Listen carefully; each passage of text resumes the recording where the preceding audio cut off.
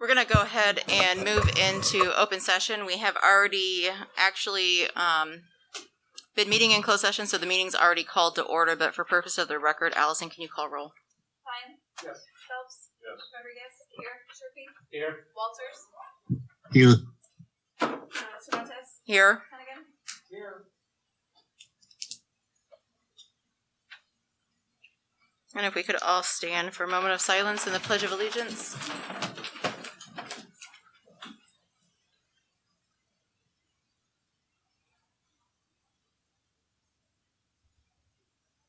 I pledge allegiance to the flag of the United States of America and to the republic for which it stands, one nation, under God, indivisible, with liberty and justice for all.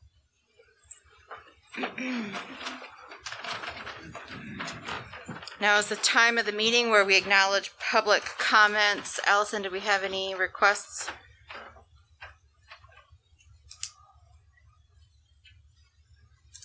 And we do not have any presentations of the board tonight, correct? Correct. Other than one From they'll do it. right. Okay, so moving right along, do I have a motion to consider to approve the consent agenda? So moved. Who was first on that? Rod and then Courtney.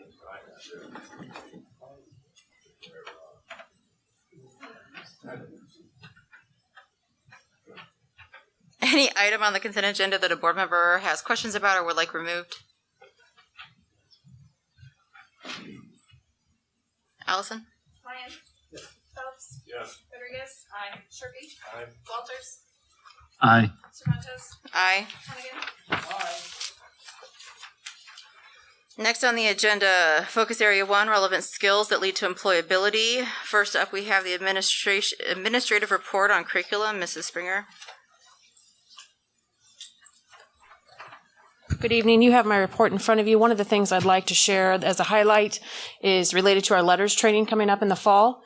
It's regarding our literacy training based on the science of reading. We have an early rollout that we've offered to staff because we had so much interest. I was hopeful to get at least 30 that would want to engage in the first unit of study, and we ended up with 52 as of Friday afternoon. So I'm really excited about that.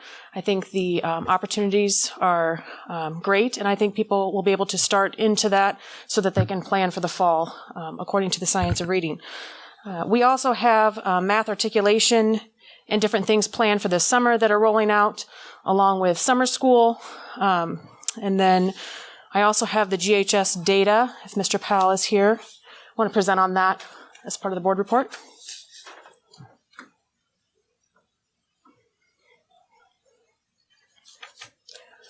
Before Mr. Powell presents the data, I'd like to share with you a couple of the different things we're doing. I meet for the second time with department chairs tomorrow to work on some norming activities surrounding different themes and topics related to high school instruction. They have engaged in department meetings, leading those, the department chairs, regarding things like what do we believe about retesting? What do we believe about homework from our different departments, and coming up with group norms so we can structure those so that these are predictable things for students as they walk into the classroom and that they are research-based practices. So that's something we're working on developing. We have another meeting tomorrow to kind of go through those initial ideas, see if we have some commonalities there, and then articulate that work within the next couple weeks. So that's something interesting I'd like to share. Mr. Powell. As you should have the sheet in front of you there, we've got it's basically the same format from the last meeting with the midterm.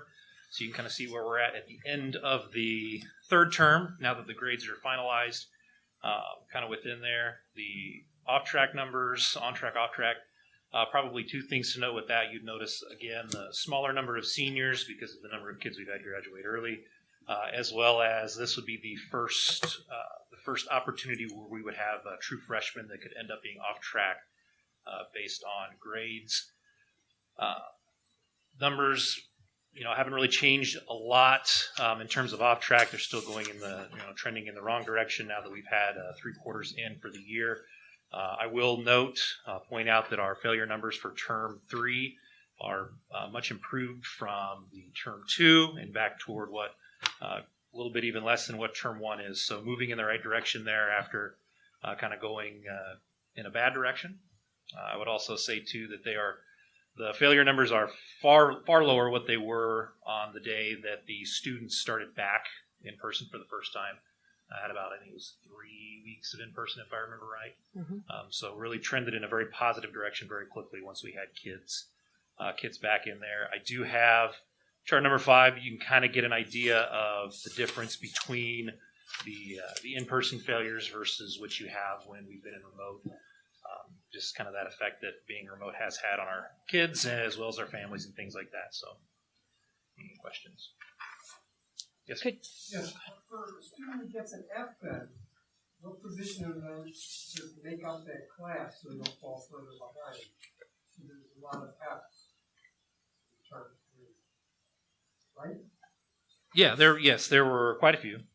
So what provision do they take it again in term 4, or what happens? So with the way that 4 block is set up, it depends on the type of class that it is. If it is a 1-term class, they might be able to get put back in.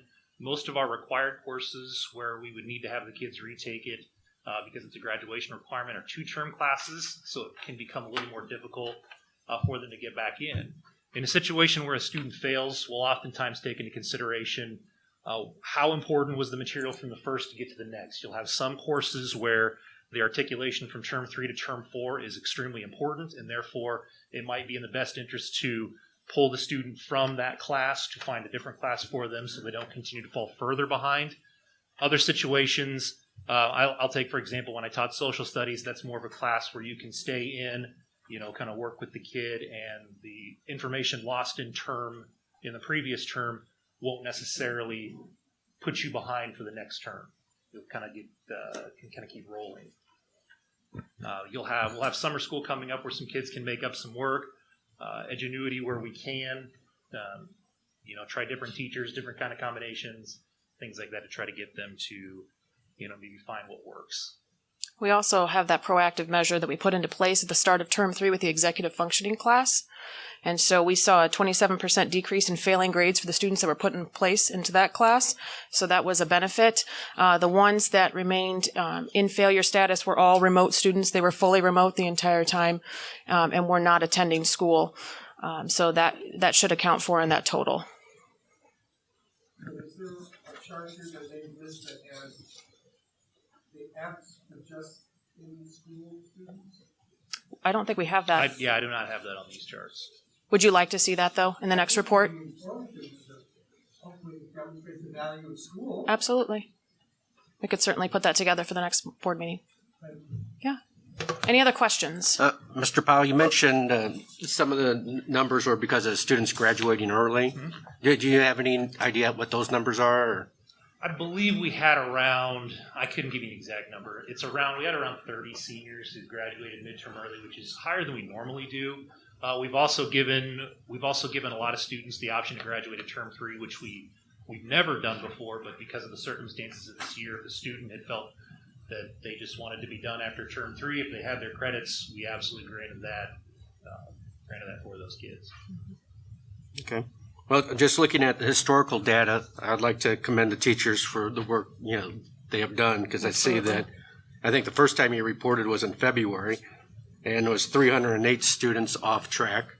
And this, last report, that's reduced it down to 164, which certainly is too many, but it's a substantial improvement, and I appreciate it. I would agree. Would you like me to talk about the schedule at this point, or no? I have one more question, Okay. and it's going to be an unpopular question. Forgive me, maybe. Do we see any trends in classes? You mean as far as like specific kinds of classes? Correct. There was, let's see, I think I looked at that, I think it was midterm. I haven't looked at that on the recent one. And there's actually ones that kind of surprised me. Oftentimes, when we think of failures, we think of our classes like maybe some math classes and some science classes and things like that. In terms of a rate of, failures per student, actually math were some of the lower ones, which was a pleasant surprise. Oftentimes, math gets kind of hit with a lot of failures that way. Science had quite a few. English was surprisingly high. The last time I looked at that, usually it isn't quite that high. I don't know if it has a lot to do with kind of being in person and the act of reading and engaging in the writing. Kind of makes probably a big difference with an English course. So, Would you like to see that next month? If it's possible, because to, one of Member Lyon's early questions, if the class is part of a sequence, that means a little bit something different than if it's not, right? Correct. And so to understand where students may be falling in that sequence is really important, because that's not just a quarter problem. Agreed. That's an ongoing, that how do we get that student, how do we help support that student to get caught up so that they're graduating on time, versus, It prevents they the didn't- scaffolding. right. Yeah. Yeah. So if that's possible, yes, please. Okay. Absolutely. And are you wanting the schedule at this point? I just want to make sure to discuss the high school schedule I think that's later. later. Okay. Is it? Yeah. Yep. I'm okay with doing it now if you prefer. No, we can, Okay. we can continue. Thanks. Next up, we have the special education report, and it's my understanding that we have Luann Statham giving that tonight. Good evening. Dr. Mashad had an emergency, but she's up on the screen there for us. This is just an update to the report that she turned in last week that you should have in front of you. We have submitted 2 more hires, the ED position at GHS and the ED position at Lombard. So that has brought us down to 3 openings instead of 5 for next year. We still have 1 cross-cat position at Churchill, 1 ED position at Churchill, and 1 cross-cat position at GHS. The DLM testing is underway with 29 students. The testing window is March 15th through May 10th. We're still working on our projections for next year. Those should be finished up soon as we get all the hiring done. And the extended school year for special education students is June 7th through the 25th from 8 to 12 each day. And then she also submitted the special education numbers, how many students we have right now, on the second page of her report. Does anyone have any questions? Thank you. So the extended school days for 2 weeks, that's all it is? Those are for the students who on their IEPs have extended school year. Yeah. How's that compared to what we're doing for children in the regular Sunday school? Is that not shorter? Yeah. It's 5, I think. Yeah. Yeah. Yeah. Is that an equitable difference? No, I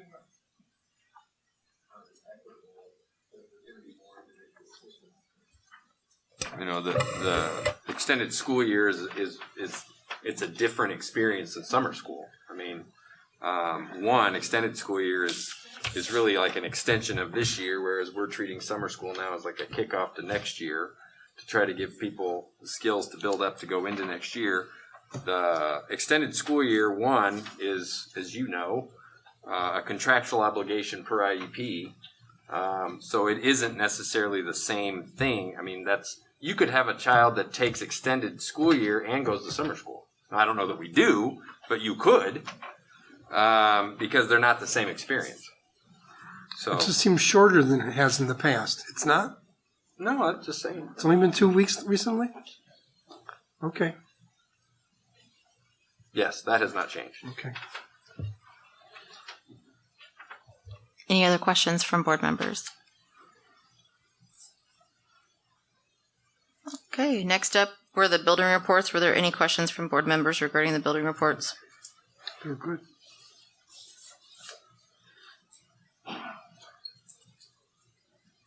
And the enrollment report. The enrollment report was sent to you. We're down students again. We continue that negative index. Some of that, as you heard Mr. Powell explain, we did allow some third term graduations we don't usually allow, so that's a small part of that number. We're continuing to see, a decline in, when I talk to our neighbors, we see similar things right now. LUDA districts are seeing very similar things, where there's a lot of flux because of COVID. And so it's really difficult for me to tell you what this means right now because it's somewhat of a one-off from a typical year. I think we'll have a lot firmer grasp on where we are probably next fall, assuming we all come back and whatever normal is, that we're back in school and it's a traditional year in most regards. I think we'll start to get a better idea of what our enrollment really is. I would second that. The state meetings that I'm sitting in, we're hearing or seeing that trend across the state. It's not just particular to us. How many students do we still have in doing remote learning?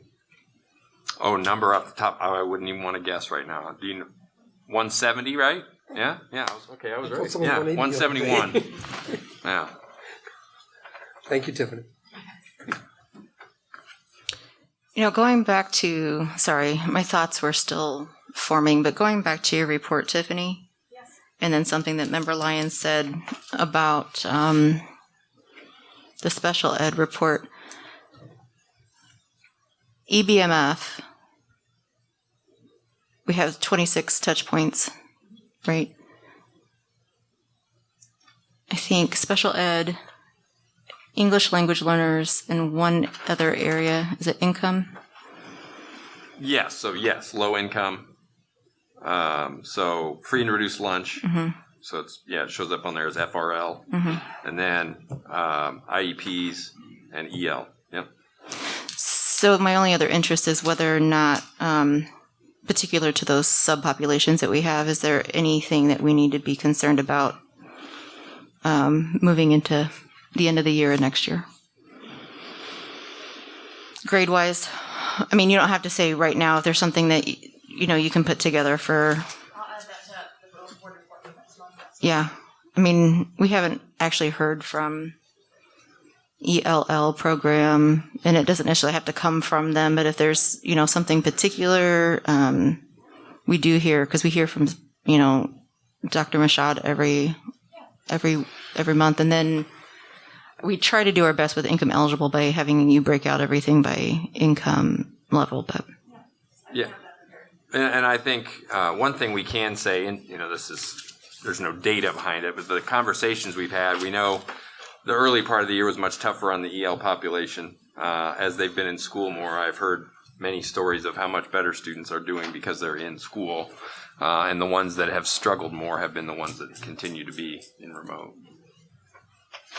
I think that, one of the things that has been lost also in COVID is that from a board perspective, looking at the way we take those 26 points and we're paying attention to them in regards to learning and stuff, we haven't really done a lot specifically to that because it's a new model.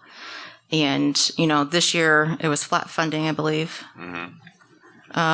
And we don't know what the impact is going to be next year, but that is still the model that we're working under. And there's been, for those of you who are not aware, there's been new legislation passed in the state that also encourages specific things to be focused on within that model that's still being kind of meted out at the state level. But I don't, we already know that it's there.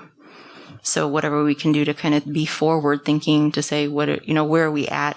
Mm-hmm. Well, I'm wondering if we don't do something this semester, at the end of first semester, at the end of second semester, so you can see like a longer view of the 18 weeks to see some of the pieces that play out. So that's something I can certainly prepare. I know this is Hannah and I work on something to get together with that. Okay. Well, and that's a really interesting point in that the evidence-based funding model gives you money based on those 26, it's really 27, but 26 criteria, but they don't require that you spend money that way. However, if you don't show growth academically, they have told us very clearly we will come back and ask why you haven't spent money that way if that's how we're giving you money and you're not showing academic growth. Also, with all of the federal rescue funds, ESSER, there are strings tied to some of those funds about how you're going to deal with some of these emergent issues from COVID. So it really would be a really good idea, and thank you for bringing it up, for us to show, here's ESSER, here's what that's telling us we're going to do, and this is how we're going to spend money, and here's the evidence-based model to show how those two sometimes interplay and sometimes don't. And I think that would be really a really good thing for everybody to see, because it's not something everybody would just automatically understand. So, yeah, we can absolutely, I think it would probably be appropriate in June or July to give you kind of a fundamental view of how that works. So we'll make sure we do that this summer. That's a really good idea. Thanks. It's been on my mind, but I haven't really articulated it. And then Dr. Asplin helped articulate it just a little bit better because, my brain's not working today. It's a Monday. Okay, next item is the focus area 2, facilities and assistance skill acquisition. First up is the Building and Grounds Committee report. While Mrs. Ham's name is next to it, I believe that is Member Lyon. I'm going to start with that as soon as I find where I'm supposed to be on this now. While Member Lyon is looking, on your table you did ask, Member Phelps asked last month for a breakdown of our energy bills. We did put that there. I don't want to give any declarative statements yet, so we've sorted out what they are. This year compared to last year is a very difficult thing to do because of a lot of different reasons, and we don't have the high school on there because one, it's not really being used completely, and it really wouldn't be an accurate number to say, and we can put it on there because we do have a bill, but like our gas bill is crazy because if you go in there, we have those salamander heaters that are running on a 2-inch gas line, so it's going to look like we're going crazy with gas, but that's because we need to because of construction. And we can absolutely show you that, but it just was such a skewed number, it seemed a little odd. But you can see that the solar panels are having a positive impact on our bill. Basically, if you look at the buildings that we have on there, Steele, Lombard, King, Silas, and Churchill, last year we averaged about $26,500 a month in energy bills, and this year we're a little under $15,000 a month. So if you extrapolate that out for the year, that would be a savings of about $139,000. But I don't want to go overboard on that because there are some vagaries of construction that have contributed to that. So the solar panels have saved a lot of money. I'm not going to say they've saved $139,000, but they've saved a lot of money, so we're really happy about that. Well, and Dr. Asplin, we've also added quite a bit of square footage in each of those buildings. Yes, so we have. We are showing a savings plus, we're looking at about 10,000 additional square feet that Right. we're also utilizing. So when you take that into consideration, we really are getting some good savings. Yeah. Plus, we negotiated a contract for purchasing power, and it's different. I mean, there's a lot of differences. Okay, so it's, but it does give you a snapshot. So, question I have. The 1920, that was a whole year, and the Ameren delivery charge 41,000. Yes. We're just on not a full year, and we're at 47,000. Why do we have a delivery charge? So this is a very interesting question, and this is something I experienced at Farmington. Somehow the Ameren delivery charge went up after we got solar panels, and so it's something you have to unwind with actual numbers. And so this is something we're going to take up with Ameren because it is something we've noticed too, that your delivery charge is supposed to be based on usage, but they've got this other behind the mask, don't pay attention what we're doing over here, here's the bill. So it's going to take me some time to get to that, but believe me, that's something we're working on. But yes, we noticed that too. That's a little hinky. This will be added to the agenda when it gets posted? Yeah, we'll put that on, yeah. Thank you. Yes, sorry. I appreciate it. Okay, I stalled for you, now it's your turn. No, we're going to start with some pictures, right? You have the pictures? Best part. It's... Well, you can see the hallways being painted there. Wall boards up, hallways being painted. Ceilings aren't anywhere near there. The floor is being protected. But those are all new door frames, new walls. That's all in the south hallway, first floor. Well, it's offices then across the hall from the offices. I believe. Say that again. Okay, next slide. Yes. This is the front office. There's the entrance to the high school, or the 712 complex. This will be our 1012 entrance when we reopen in the fall of 22. Fall of 21. 21, sorry. Golly. That was a joke, right, Lee? No, the addition opens. Got really mad. Don't say that. No, but still, the ceiling's still an issue there. But and in that wing there, the windows facing south, they're scheduled for replacements yet as part of this project. So you see the windows in the far left picture, those windows will be replaced. So the framing looks the same all across that south exposure. Then we see the hallway down for the new offices, and that's the conference room that's already been painted But you can in see that the wing. end of the middle picture. What are we looking at the end of the middle? Oh, that's that wall? That's the same wall, Okay. just for perspective. The long walk. Okay, next picture. Here we have before and after. Here is where the balcony used to be, where our commons eating for our 912 students will be. And then to separate it from our Performing Arts Center, a wall's being built. And this is the status of the wall as of last Friday. Is that correct? And it goes all the way up to the roof at that point, the inner roof, the decking. And it's pretty amazing. It's really tall. How tall is that, Lee? Approximately 40 feet? Yeah, it's the guy just keeps plugging away at it, block at a time. Okay, pretty amazing. Okay, next picture. Similar from the other side, that's from the performing arts side. Yeah, it is. Well, it's from the eating area. Like you walk out of the servery, that would be what you're looking at. Right. Before and after. Left is before, right is after. And let's see if I get this right. We see those large openings will be left openings and covered with windows at some point in this process. And at this one, these are the doors, or the back ones will become doors at the bottom level. Right, okay.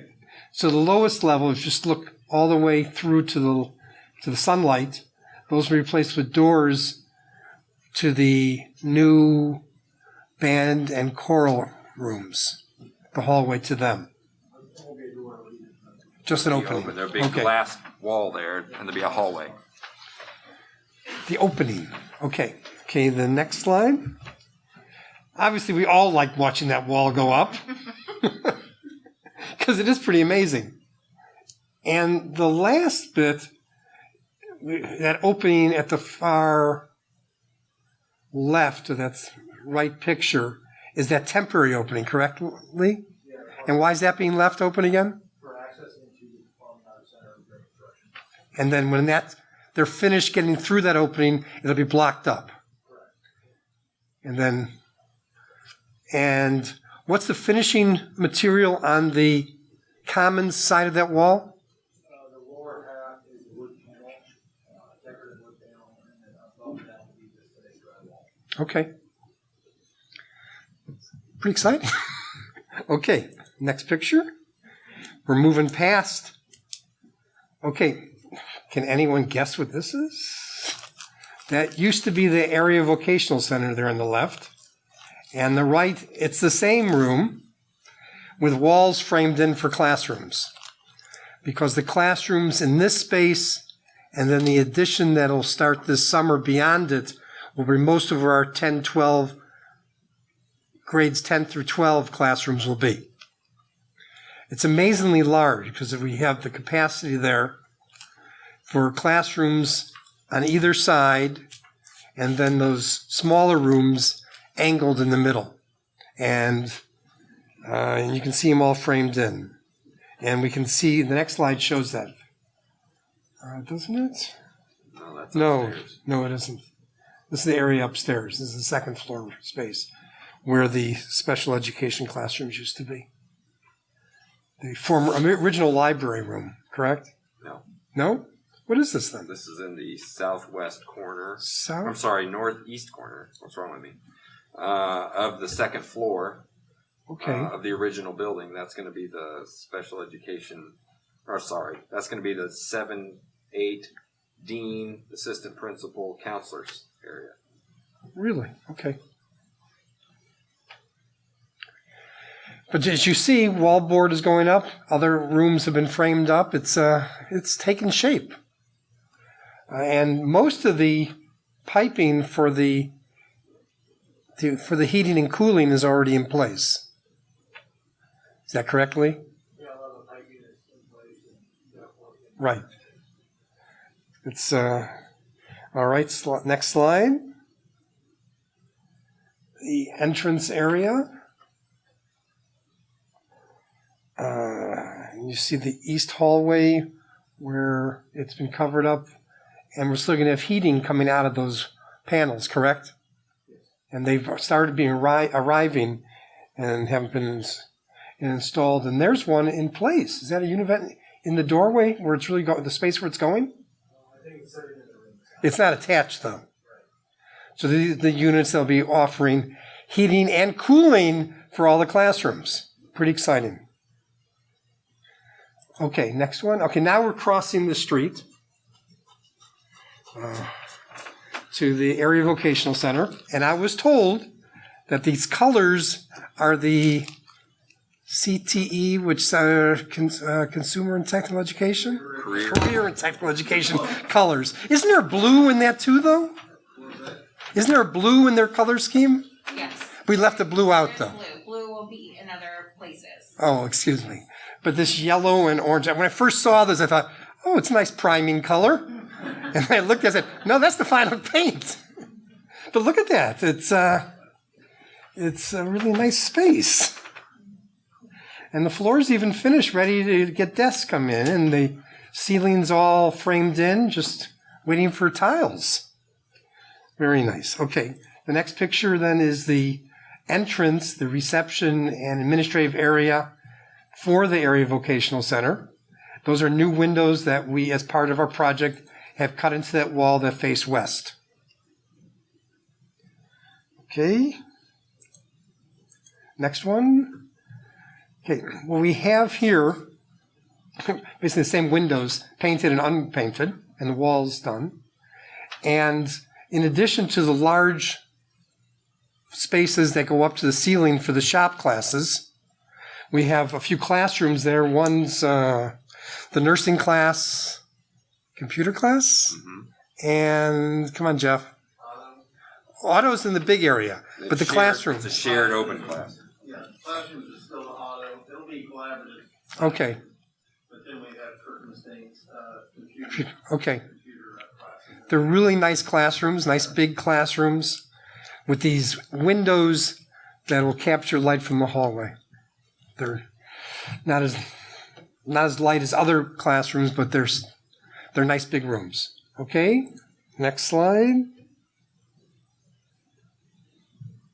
This is in the classroom. Here's that yellow. We saw the orange. Here's the yellow of the classrooms. And this last room is the ventilation ductwork.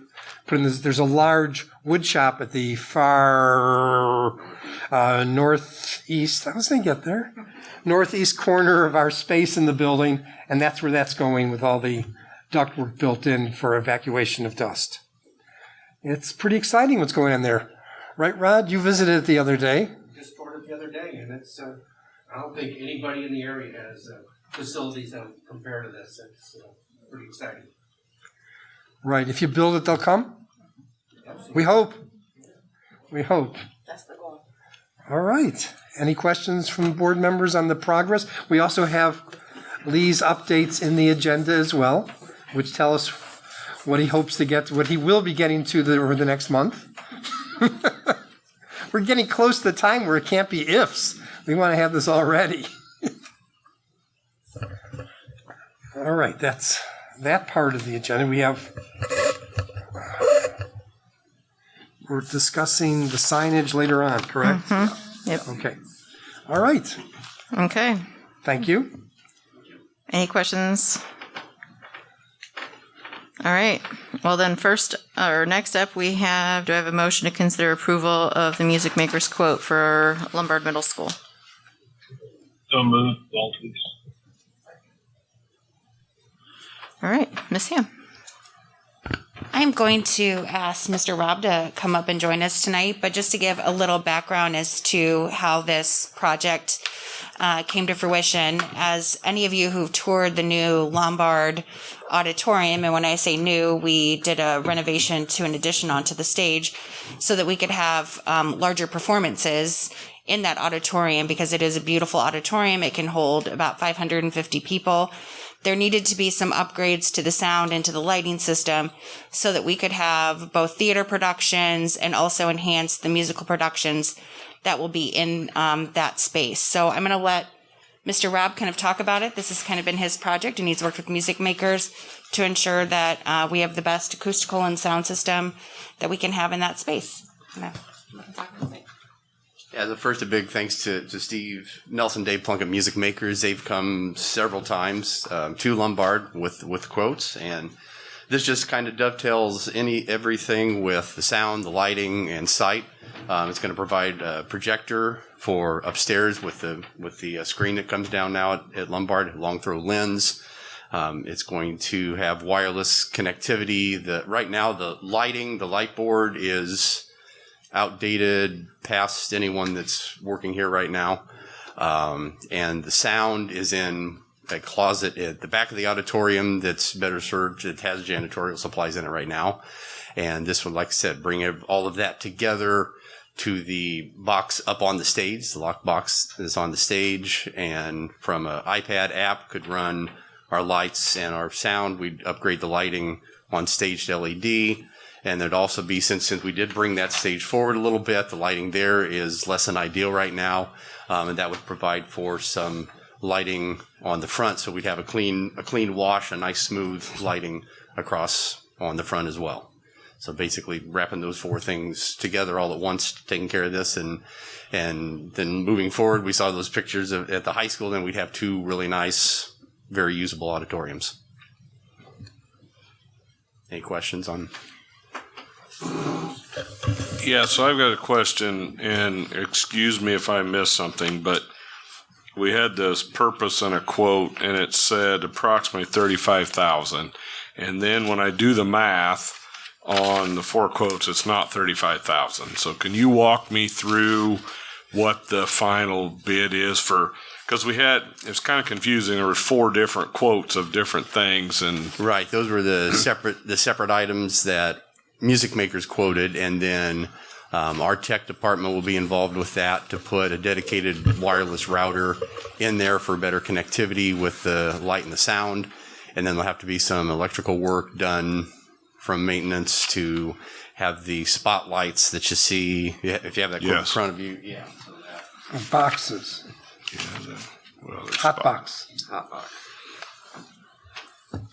So at the end of the day, what's the total bid then for everything? I'd have to know a little bit more as far as your router goes, but what music? I guess what was presented to us, it's kind of what's that total of the Music Makers amount? Oh, I don't have that because I had a projector. You added it up, right? Yeah, I could add that. I could add them up for you right now and have those. I was just putting in the iPad on top of it and any electrical work and router work that maybe had to been done. So the actual Music Maker's bid is below that. Okay. Well, they also mention and show pictures of those boom microphones, which aren't included. Is that something you foresee needing? Or do your current microphones Or do you not need microphone? The upgraded wireless microphones? No, or- not the ones for No, they're the big ones, the big carbon long fiber stands. Yes, yep, and part of that would be included in that 35. Oh, so you are looking to purchase those as well? Yeah. Okay. Yes. And we'd go with Music Makers for those audio mix mics. We'd go with that as well with Music Makers. Well, Mr. Young was kind enough to give me a tour of that facility not too long ago, and at the time that was obvious that we needed to do something with the sound and the lighting there. I think I can only imagine how many years it's been since there's been improvement. So this is probably well past due.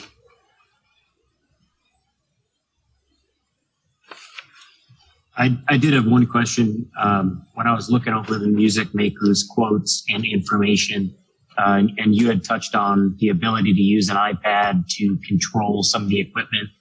They had highlighted the cost of $700 to $1,000 for, an iPad, third to fourth generation.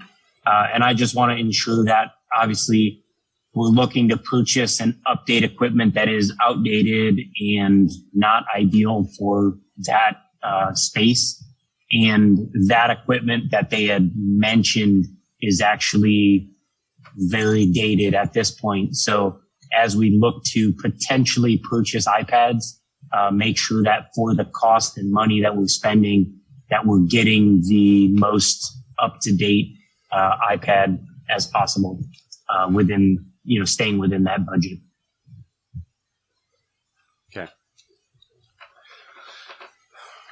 Is it fair to say, Mr. Rob, because I would ask the same question that Member Phelps did, it looked to me as if Music Makers was quoting somewhere in the neighborhood of $32,000, and then there was going to be another approximately $3,000 on top of that because of things that we were going to have to purchase that they don't supply? Or am I reading that wrong? No, that's correct. They don't supply the iPad. But it looked to me that their quote was broad math about $32,000. Right. Correct.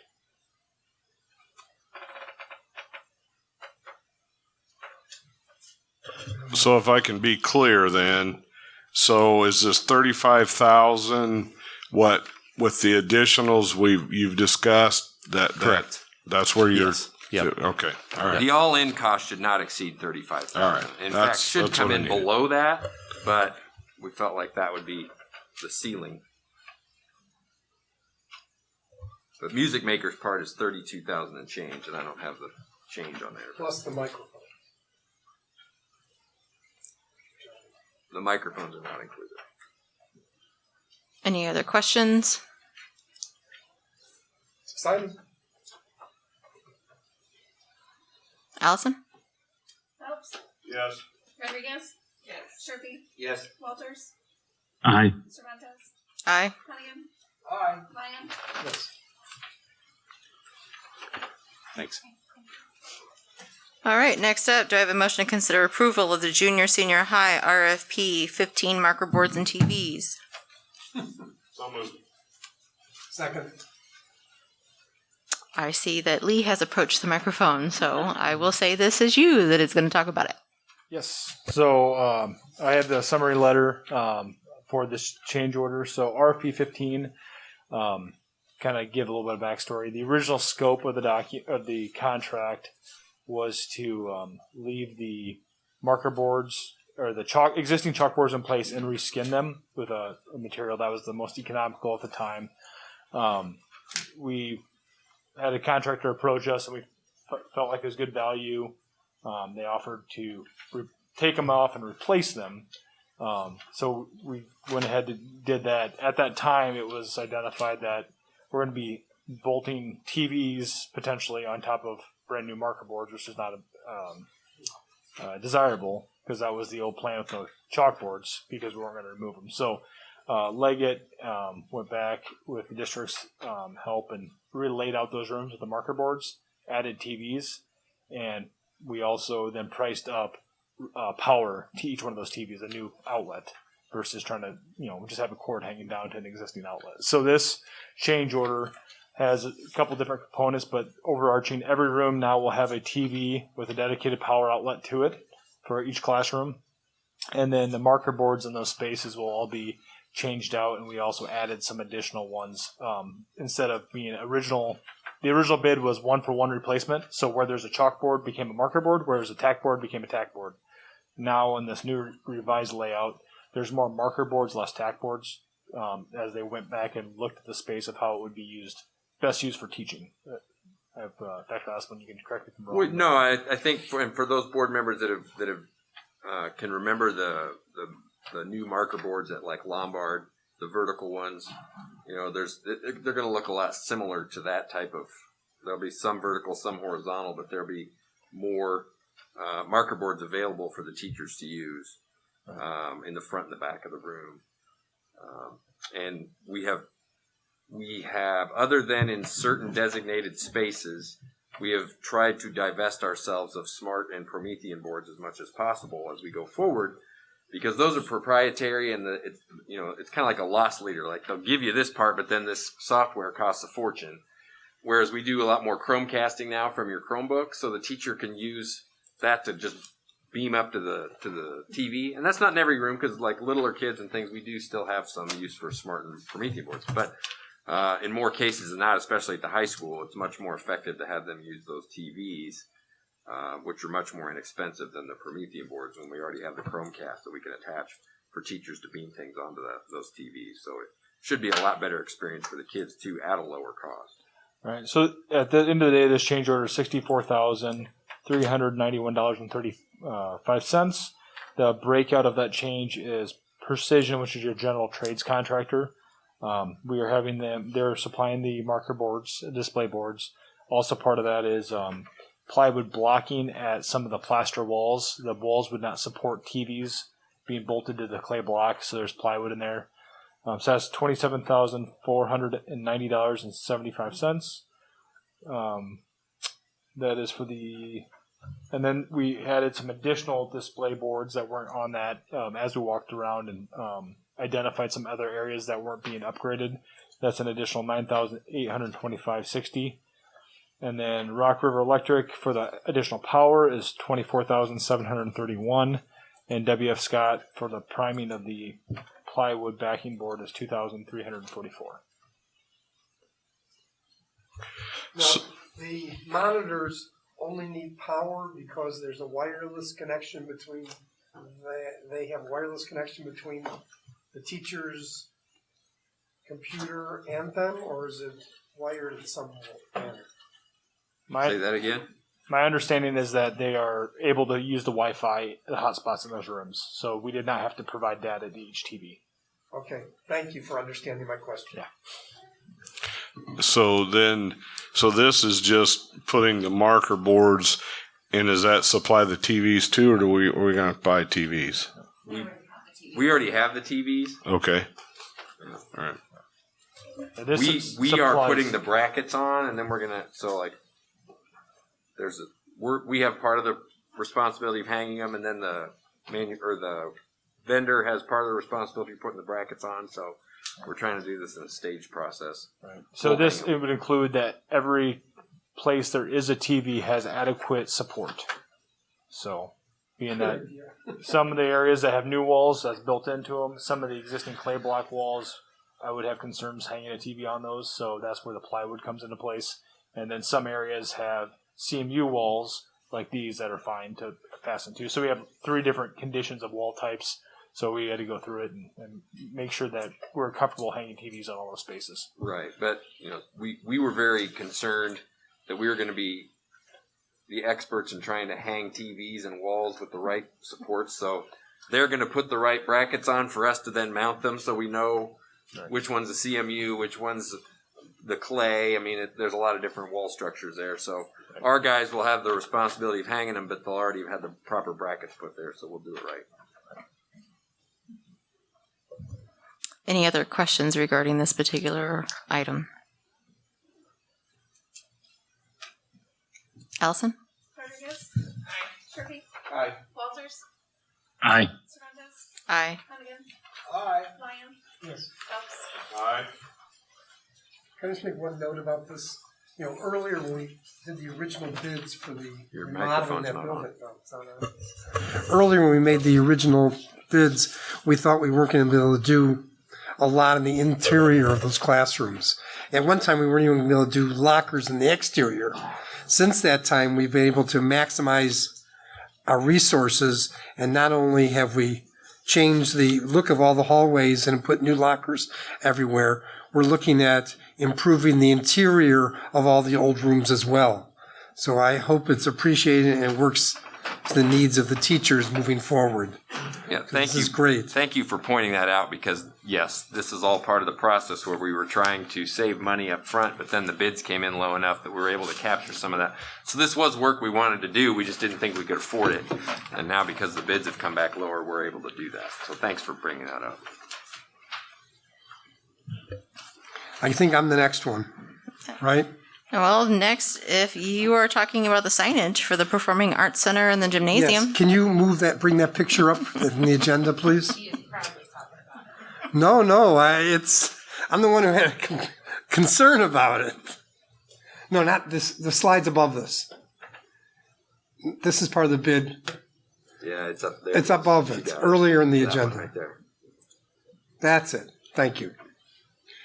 Okay, where's my laser pointer? Go up there and point. Nah, it's okay. That's right. Brian's gonna go Oh, up Brian's there going and to do it. point. Thank you, Brian.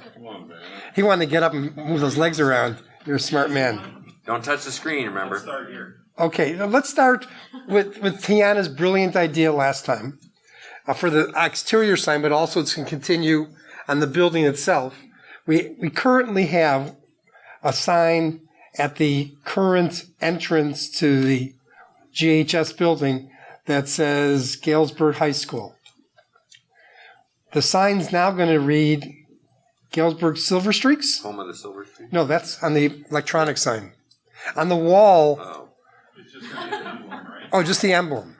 It's a Galesburg. It'll still say Galesburg High School, but we'll have the new logo. Right. The lightning bolts would come down and replaced by a metal. Cow catcher. A laser metal. Right. So that's the first sign that is on the building, large. This is not on this PDF. So this PDF represents all the building letters that have already been bid, but need an official name lettering for them. So that one is signed package. These are all in the contractor's package. Okay, so the first one is the interior main office. Why don't we start with the Okay, the easiest one. Okay, that's the canopy one. So this is canopy mounted letters with lit at the new entry on the southeast corner.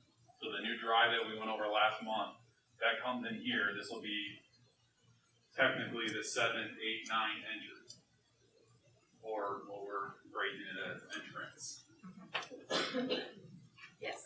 So the question is, would everybody agree with that naming culture of 7 through 9 entrance? Right. 7-9, right? So the canopy over what would be in front of the library. So that area, those 2-3 doors, 7-9 entrance. Do we like that? And that's going on the building? It's going on. So there's going to be a new canopy out there. I think we showed a rendering a while ago of it. But it's a silver canopy to protect between these two doors. There's a door there and a door there. You can kind of see the columns here. So there's a canopy out at the face of the building, and those letters will be post mounted and stand up on top of that canopy. How tall are the letters? Yes. I think those are 24-inch letters. 18 or 24-inch. They're Pretty pretty good. It's lit? Yes, it's lit for 9. Yep. And they will be physically where? I'm trying to say people don't look up. So you're going to have visibility to those things. Yes. All the trees have been cleared. I don't know if you drove by the high school today. Yeah. They've started to clear We the trees deforested. from the driveways. And so you're going to see that new canopy. As you come up the driveway. Correct. As you come up the driveway, It's it's the going to first be thing very you'll see easy when to you see. pull into the park, pull into the drive. When you pull in right here, that the turn will face you right at that canopy where the letters will. And so I'm a parent and I have junior I'm dropping off, do I have to come in there and drive down to drop my junior off? No? That is the bus lane actually there. So since our students, our junior high students and our high school students ride the same bus, we want them to separate as soon as they get off the bus. So when they get off the bus, 7, 9 will go into the east entrance, and then 10, 11, 12 will go into the west entrance. If parents are dropping off, they'll drop off in the back circle drive by field. And so there'll be a route. We have new curbs that are going back there, and that's where everyone will be dropped off. Then once you go into those main doors, the 7, 9 take a right, and the 10, 11, 12 take a left. So they separate right there at that back entrance if they're being dropped off. But that is a bus lane only, and then for visitor parking during the day. So that signage is only for Bus riders. Bus riders. And the community to know what. They don't need signs. And like if a parent comes and visits during the day, is that like would there be an office down there, or is there only one main office for the whole building? There's one main office, and then there'll be an office upstairs. So you only even need. But if you're coming in, you're just going to go in that one west entrance. So that is an option. We've had discussions about other places not having signage. So that is certainly an option. If it's not needed or warranted for wayfinding, there's no problem with taking it off. I think you're gonna need it. We could also just put a directional heading on there, like east entrance, west entrance, north entrance, because we're gonna talk about some other signage later. It could just be directional. Okay, let that sit. So we go to the other ones. Because That was the easy one. I know. Yes, I thought that was the easy one too. Jeez.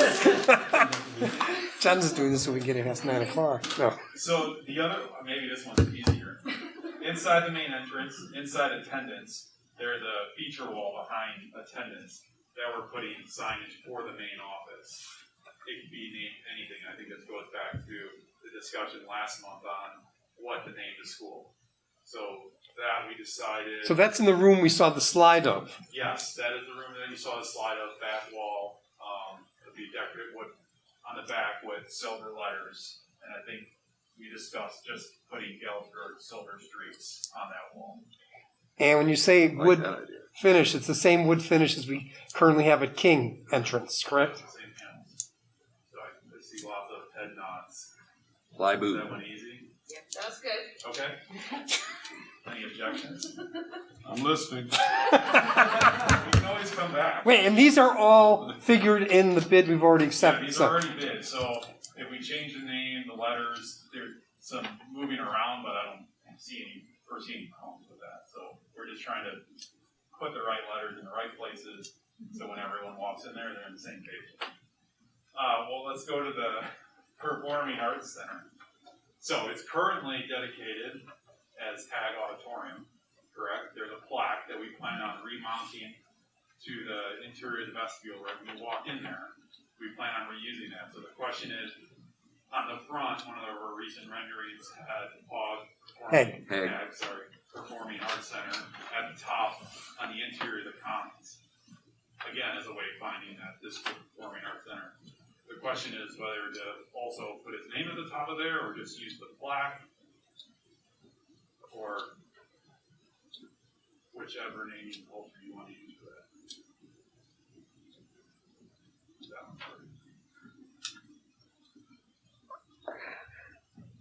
I think we should maintain the name. We've already bought the letters.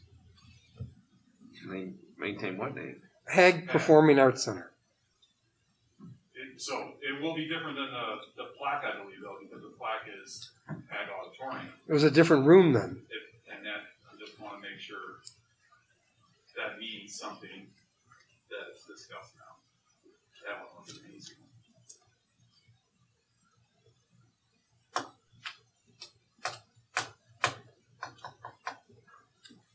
This isn't easy at all.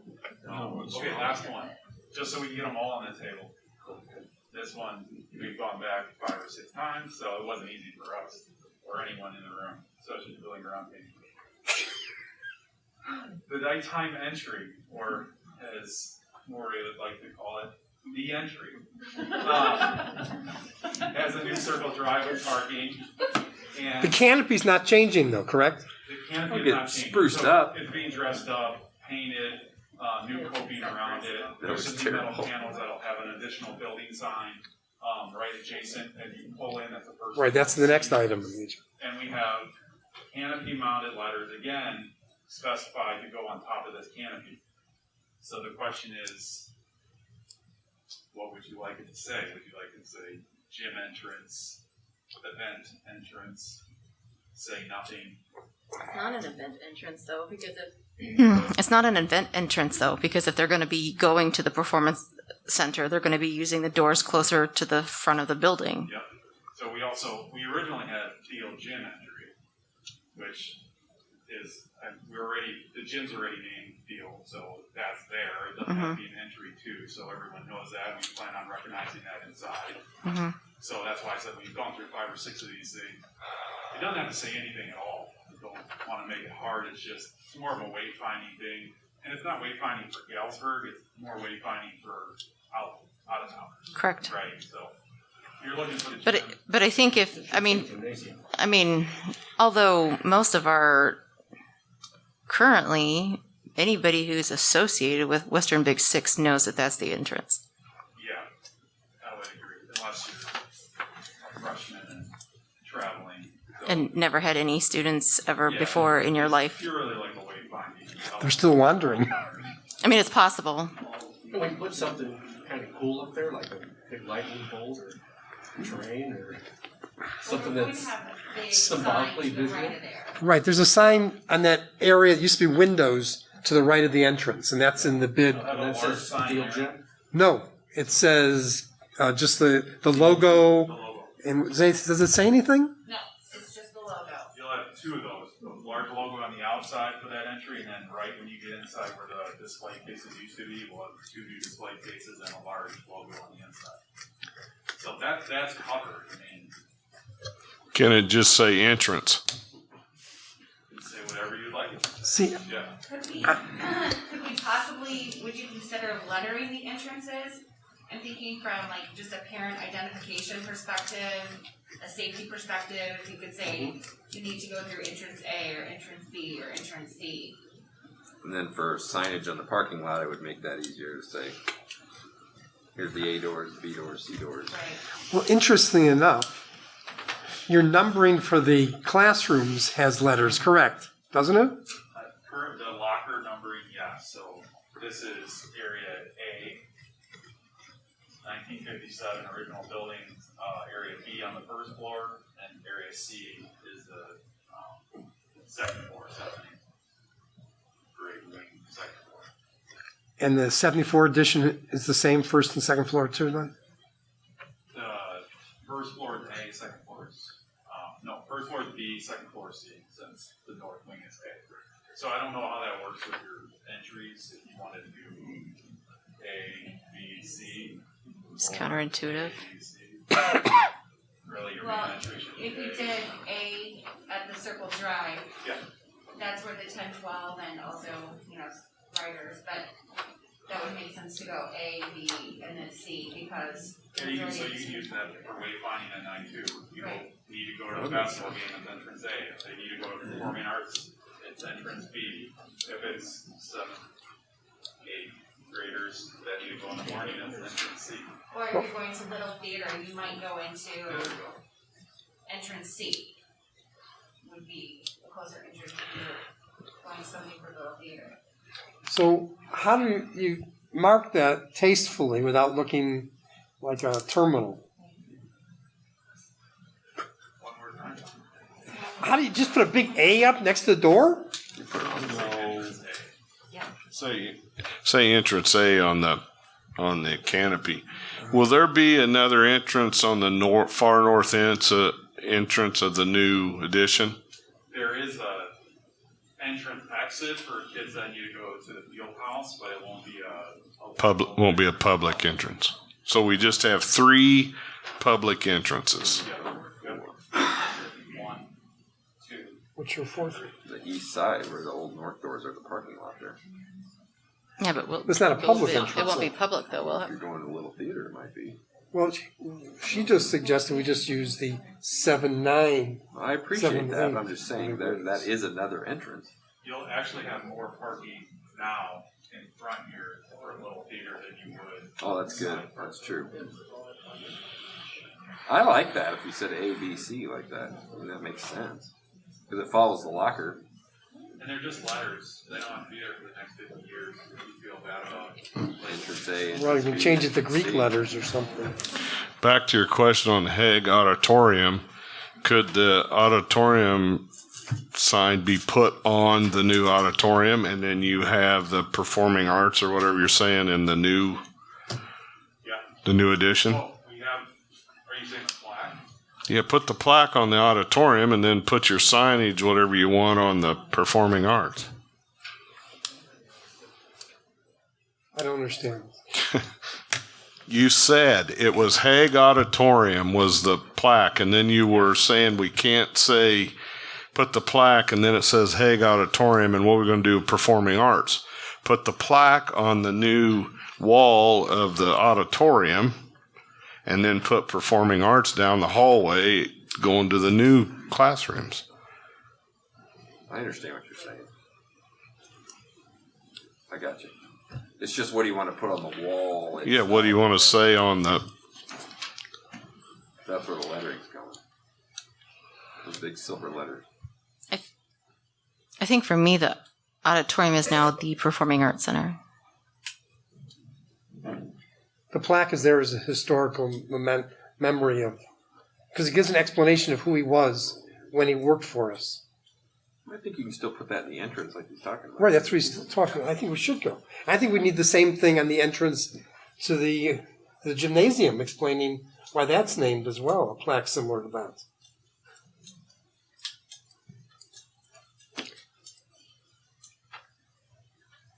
It has his picture on it too, doesn't it? It does. Yeah. I say you go entrance A, B, and C like you said. Maury, you work it out with what the... We had Lion Theater, but we couldn't get a donation. We wouldn't approve Sure, that. I'll give you a donation. Sorry, I had to throw that one. You stopped that. I almost put it on the rendering, but I stopped. So not to throw another wrench. Why aren't we just using directions? East, west, main? Yeah, I think that was mentioned. West? What, you want north? You have two south. Yeah, we have two south though. South, Well- west, southeast? But I think the main entrance is pretty well known as the main entrance. I don't Right. think people label that as an A, B, and C. You're not We don't want people to go in the wrong door. They want... Well, if you come to a basketball game, you know that you're going to use the gym. You ain't coming in the front doors.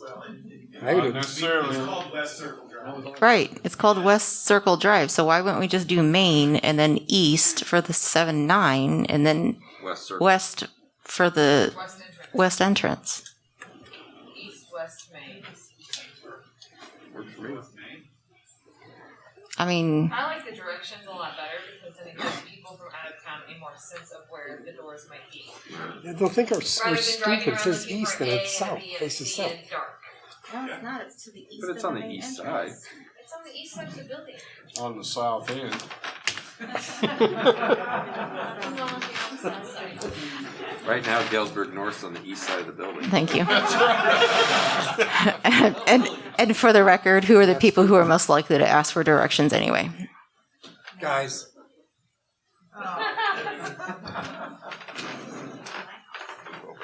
Do you have direction? No. I didn't think you did. So I hear directions, I hear A, B, and C. Is there a preference? Now, if we go directions, this doesn't go on the canopy. Where does this go? yes. Well, where's the say main entrance? We're gonna put signs. Well, that in would be, we don't have anything yet. I don't know that you would have Is there a room on necessarily. the brick underneath the new emblem coming in, right where the old emblem is, that put main entrance there? Well, so it says Galesburg High School. Right. I don't know if you want to put Galesburg main entrance. We would have to purchase new letters. I mean, there's space. Yeah. But right now it says Galesburg High School, and we weren't planning on removing. You were just planning on removing the current emblem there. Right. But we could maybe, like, underneath it, put letters that would say main entrance. I don't think you need that. Just for that, just one thing. I mean, at night it's well lit with LEDs. Pretty well, you know that's the main doors when you drive by it. Like any other school you drive by, you pretty well can find the main doors. It will be a little bit different with more parking out there now because currently all the parking's concentrated there, so that's obvious. But when they I drive still by think and they it'll see be that east entrance above that canopy, they're gonna know that that's not the main doors. On the south side. On the south side. SE entrance. I like that. Southeast entrance. Or just leave it 7-9 entrance and you say, go in the 7-9 entrance, because we already have letters that say that. All we do is put something that says main entrance, and the canopy, instead of saying gymnasium, says west entrance. If that's the nomenclature it's used. And see, I have a problem calling it gymnasium entrance because we're going to have 30 classrooms down there from that entrance.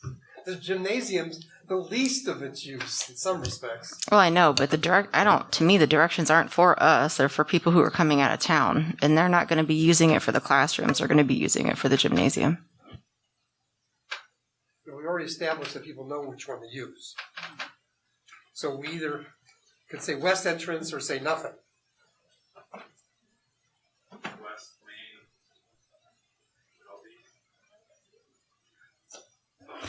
I wasn't opposed to 7-9 Main and then, Call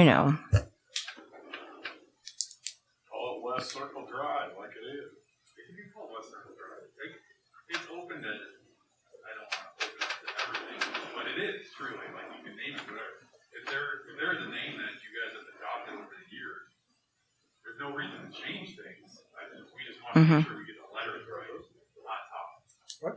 Nobody ever goes to that door now. Except for sports.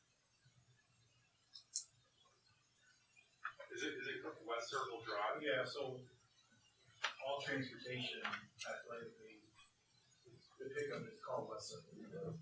So can we name it West Circle Drive entrance? Anybody against that?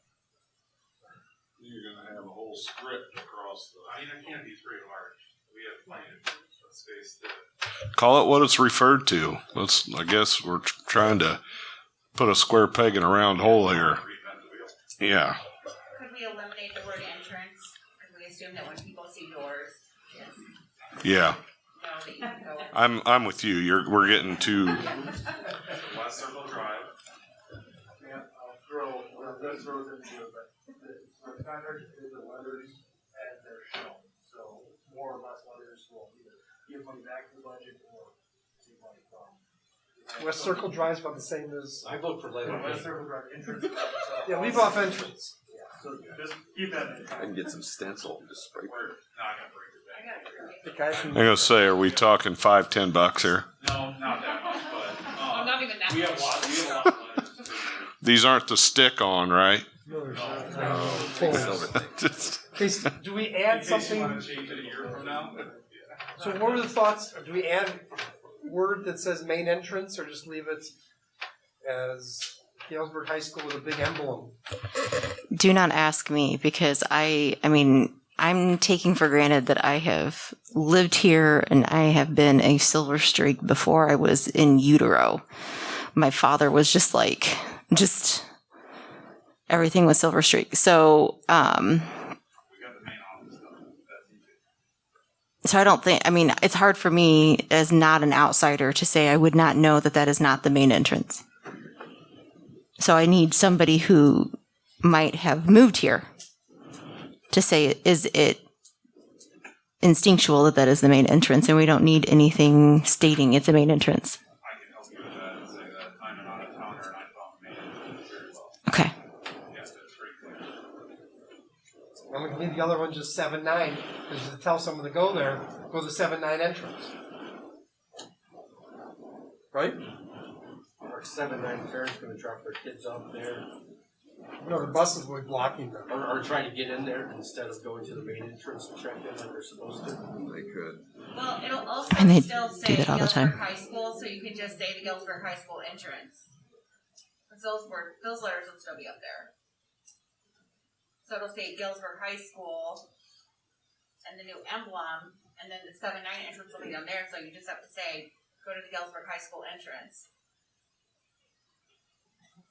We've just spent 30 minutes debating something that we already agreed on.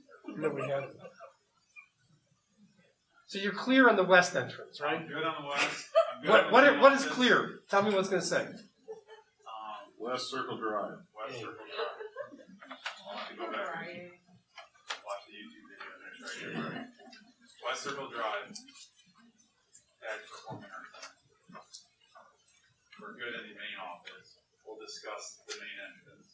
That's not part of the contract, but we can add letters. So the easy one that I started with clearly is the sticking point. I don't know that we need main entrance outside. I think it's just fine. Okay. The southeast portion of the building where kids enter.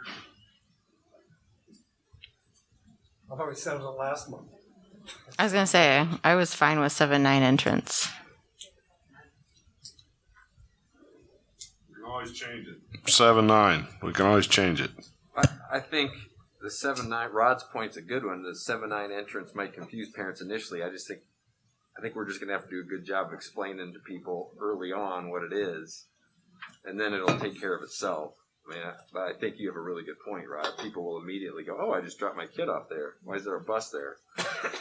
So we're going to have to make sure we message to people, if you're late, this is the door you come in to drop your kid off. This is always the parent entrance. Like, parents here. I think to be fair, I think you'll have to do that also with parents coming to the school, not dropping their kids off, looking for the main entrance, knowing, hey, my 7th and 8th grader goes here now, which door do I go to Right. talk to the principal?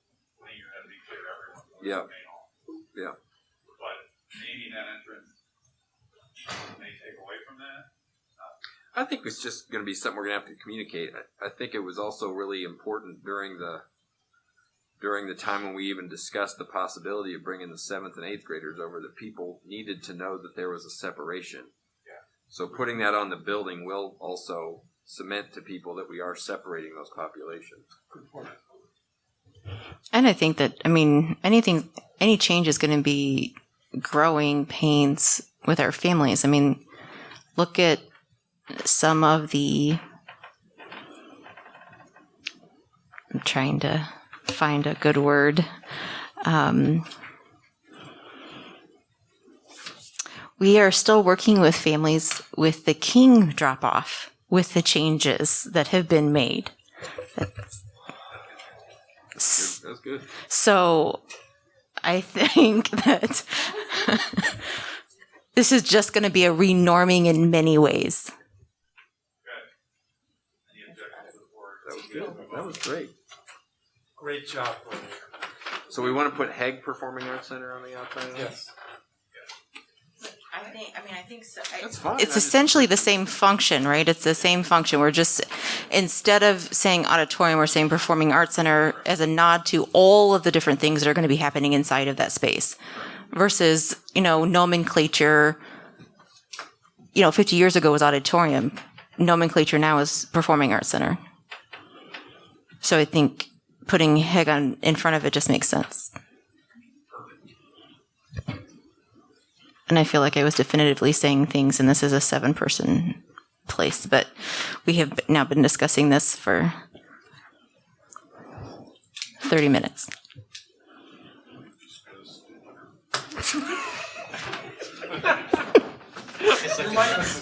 Thanks, Member Phelps. All in favor? Okay, so you have direction. All right, wonderful. Next up, do I have a motion to consider approval of the contract for the school signs? That was fantastic. Can I ask a question? No. Member Sherby, motion. Do I have a second? Second. Was that Courtney? Member Rodriguez? Okay.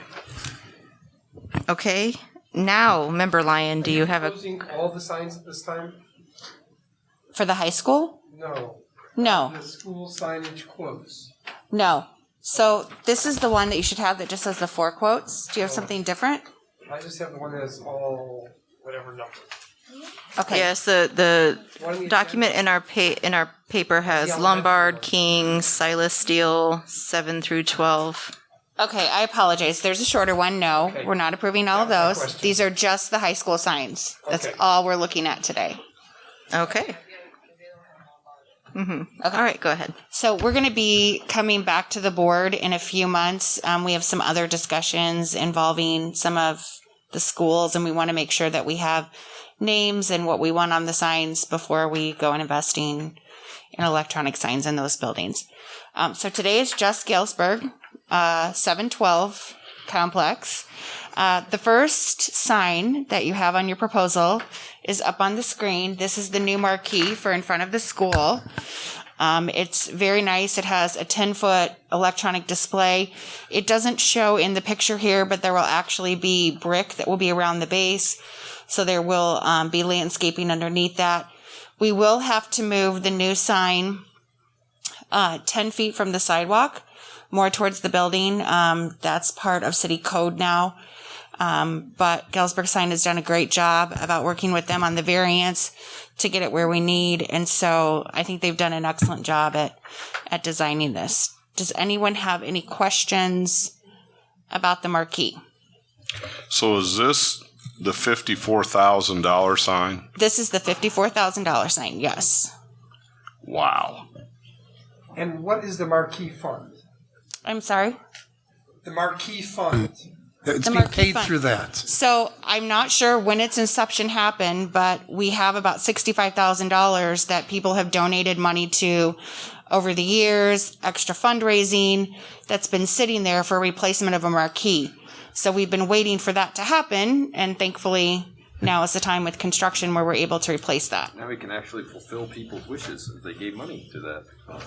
Won't cost the district anything. No. This is an activity account. The money is already sitting in there in the marquee fund. We get to clear out an activity account. Yes. Pretty much. Great. Yes, we will. Okay, so are we good with the front marquee? Is that the colors? It's all black and white? Those are the colors, black and silver. Black and Mhm. silver, okay. And it'll look really nice. The addition for the phase 3 will be a black brick.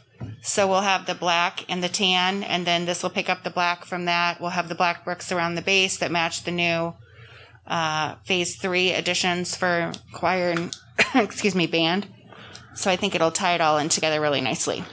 This bid does not include the brickwork though, correct? It does not, and we will be getting a quote, but when they do the brickwork for the band and choir edition, they'll do the small brickwork for there. It does include the concrete pad, so all the concrete will be poured. It'll just be putting the bricks up at that point. The brickwork is actually in your phase 3. Oh, so it's already. Oh, in what okay. we're looking at today. All right. So we clarified that during the addendum, that the foundations were part of the sign package, the brickwork will be part of the phase 3, so that way the brick is the same on the addition as the. What about running electrical to the sign? Is that a different? That's also then, was that included the electric? Well, there's already electrical there. It's a data cable we have to run. Well, we're gonna get a quote to run two new circuits out there, and then we're getting that information.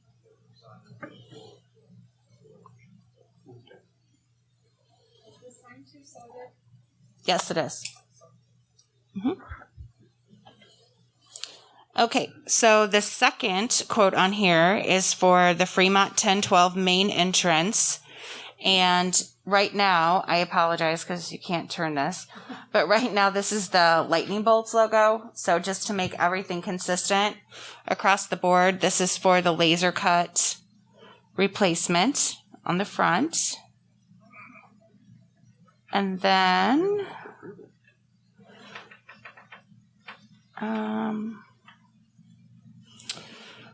this is the Thiel Gym entrance. So this is the interior entrance. So right now where the trophy cases used to be, as you were going into Thiel Gym, we're proposing putting the new logo. It'll be laser cut. It'll be backlit. So it'll have kind of a nice glow to it. And then there'll be 2 interactive kiosks on each side that stand about this high. I don't know if you've ever been to any schools that have them, but that's where you can digitally put all of your Athletic Hall of Fame, all of your state championship series. It becomes a way that people can come and look through kind of your whole history of your sports programs through that. And then there'll be trophy cases on the side of that. So this is just a very, very large logo that will go towards the entrance of Thiel.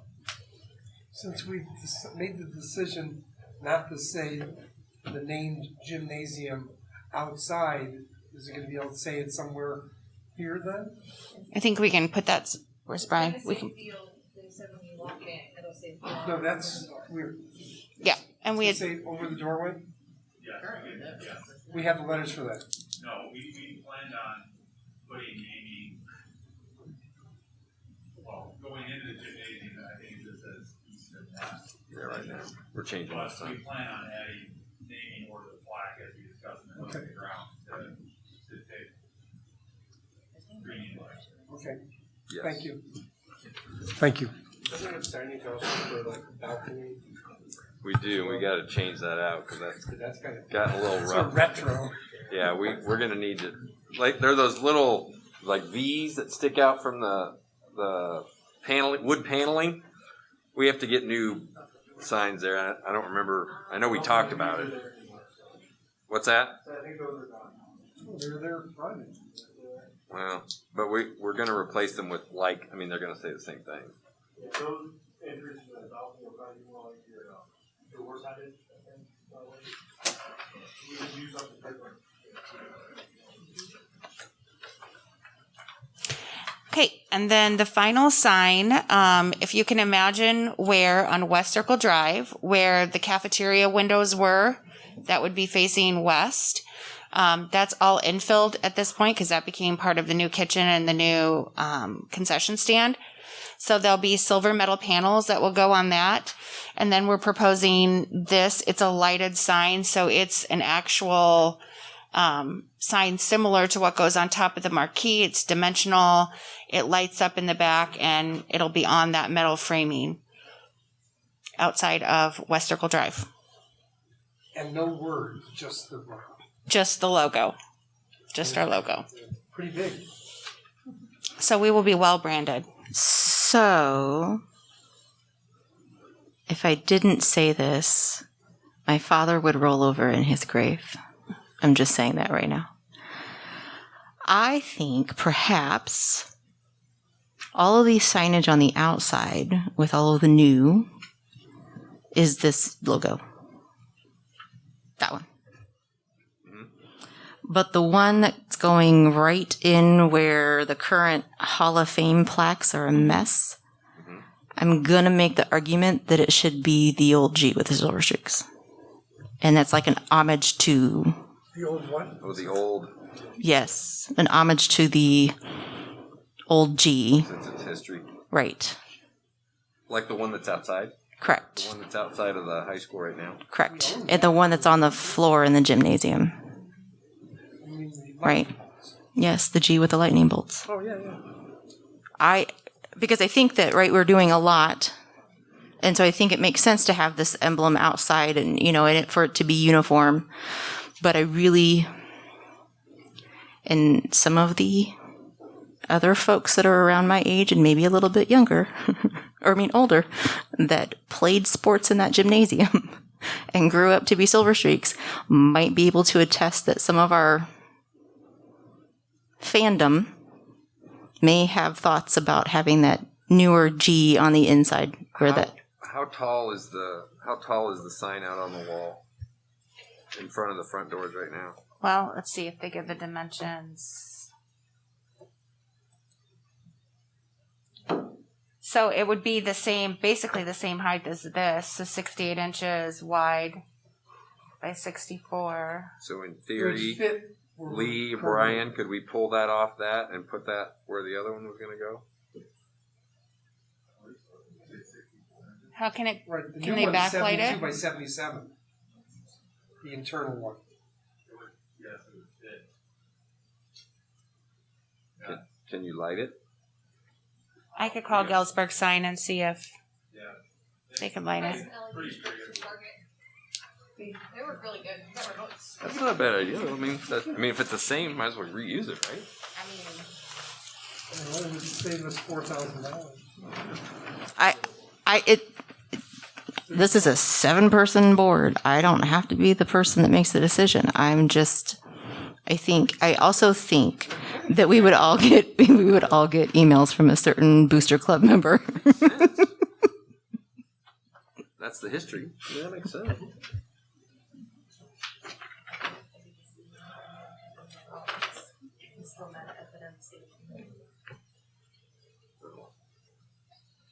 Oh, very interesting suggestion.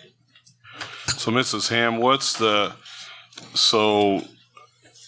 as it sits now, if we did what's the total bid? This was a little confusing too. So it would be, it's adding up all these, but it looks like we're going to take off the 9,600. Okay. So that would be the interior one where we would be taking the exterior one and replacing it towards the entrance of Theo. But there'd be costs associated with that to reattach it and add lighting to it. So it won't be a total 9,600 Right. long. Well, but I would just take that off for now. We can always add that on to labor later. Right.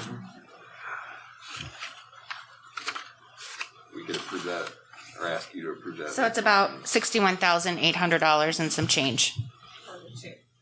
For the three. Oh yeah, I'm sorry. For Not- the three. Really big one. That's counting the front marquee. That's the front marquee, Okay. the new emblem, the new laser cut on the front, Mm-hmm. and then the illuminated sign outside of West Circle Drive. And the marquee fund can cover all of that. Gotcha. Okay. Way to go. Way to go. So if we do move ahead, you'll just have to be really careful when you pull that G off the front of the building. Yeah, don't bend it. I don't know. Good idea. Comments from board members? That's why we have meetings. Great idea. Right, Last month it was Home of the Silver Streaks. This week's month it's making the G. Listen, that's why we need comments from the board, because I'm gonna have hate mail for the next 20 years. Well, we're spending a lot of money out there, so we need to freshen it up. But to your point, there's also history there from a long time that needs to, and we can repurpose that basically, and that makes common sense. So no, I have no problem with it. All right. So we actually need a motion, but now it needs to be amended. Actually, Rod can amend his motion. Okay. Who seconded it? Motion amended to remove the sign from the front and move it to the interior of the gym. Courtney, do you second that? I do. There you go. Any further discussion or questions? Lee, when would they, do you think they'd have the marquee up? So they said it'll be about 6 weeks to construct it, but we want to make sure that we get all of the drive construction done first. Yeah. Before they put that in, just so that there's no damage to it. So it'll all depend on the schedule for the site work in the front. Mm-hmm. There you go. Just so people listening don't go, oh, we're going to have a new marquee in a few weeks. No, we're not. Yeah. Summer. Okay. But the cables will go in before the drive will. It's a good idea. Yeah. That vertical drilling's expensive. Yes. Just lay it over the top. Paint it yellow. All right. Any other questions? Allison? Walters? Aye. Oh. Cervantes? Aye. Hannigan? Aye. Lyon? Yes. Phelps? Aye. Rodriguez? Aye. Trustee? Aye. All right. Next, do I have a motion to consider approval of the workstation technology? So moved. Second. Mrs. Ham? Although we're moving towards laptops for the majority of what we do for both staff and students in the district, we do need some desktops to run some higher functioning programming. including our security cameras. So right now, some of our older desktops are having trouble processing our security cameras and that software. So we need to upgrade 20 desktops, and the individuals that will need that capability are listed for a total of $36,000 for these Dell systems. So that's what we're asking for approval tonight. Questions? So will these be at every school then? If you look, yes. So if you look in the board packet on the first page, there's a list at each school of which individuals will be receiving those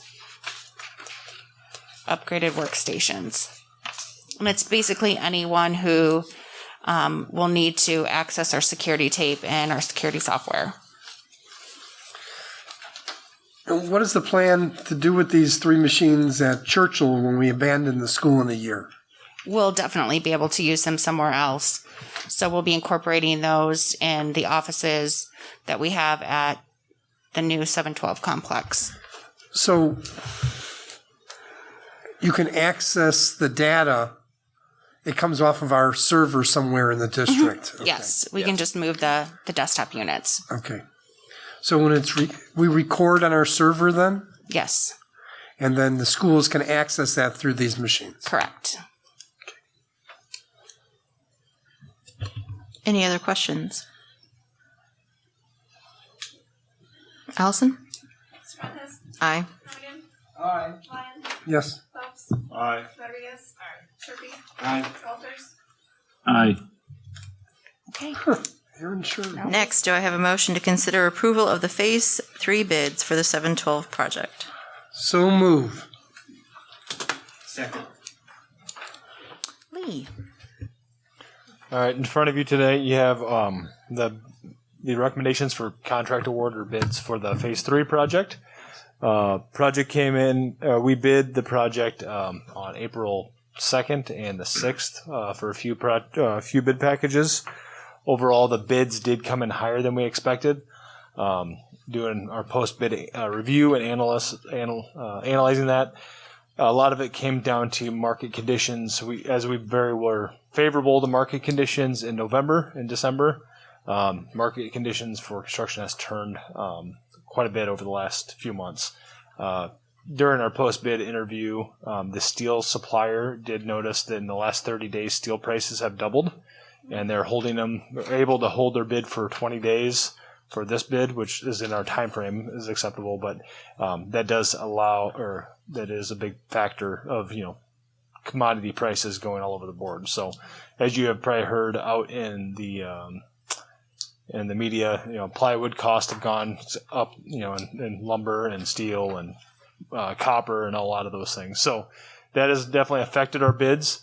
The other thing that's affected our bids is the economy is starting to come back and contractors are filling up work-wise, so we're not getting as competitive numbers as we did. So overall, we are over budget, but on this phase from our estimate, but within the overall grand scheme of things, we are underneath the overall projected project budget. So what we are recommending tonight is that we take the base bids and we are accepting alternate 3, which is the band and choir sound reinforcement, and then alternate 4, which is additional glazing along the corridor into the courtyard for area J.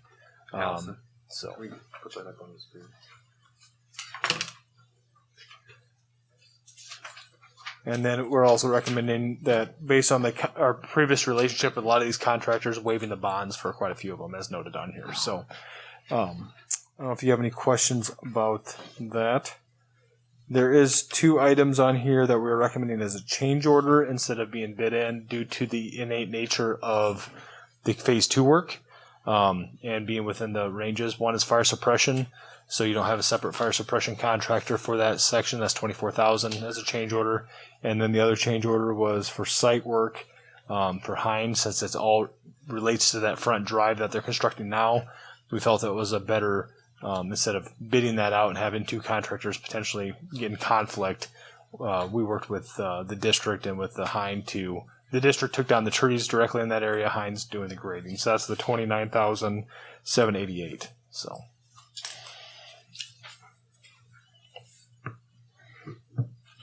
questions? So just to clarify, and I'm doing this more for anyone's watching this, this will build out the theater, the Performing Arts Center, the interior spaces there, the walls there, the ramps that we saw previously, the new seats, the new floor, the sound and light booth, not the electronics, but the building itself, Right. and then the corridor and the new choral room and the band room. Correct. Correct. The one thing I should note on here, I forgot to mention, is I'm still in the process of vetting out the floor covering bid, so I'm not bringing that to you review to this time. That'll be forthcoming on a future board meeting. So every other contractor that we bid out, I'm bringing for review. The flooring one, I'm not comfortable bringing for review yet, so I am holding that one. I'm still vetting it out. So will that be, so we were over 500,000 on this, and the flooring, then we'll actually be over more than 500,000. Is that? Yeah, I think overall with the flooring bid, it was over 600,000 over our estimate. So. For this portion. Right. Important. Under 2 million. I am looking at our friends from the media. This portion. Still under overall budget. However, overall, we are still under. Did we review that section J, the capturing of those classrooms there? Has that been discussed? That's next. Oh, I'm sorry. Yeah. We just discussed the windows there. Yeah, so the exterior windows, so part of this area, so going back to your original point, this phase 3, what does that include? That includes building out the auditorium shell.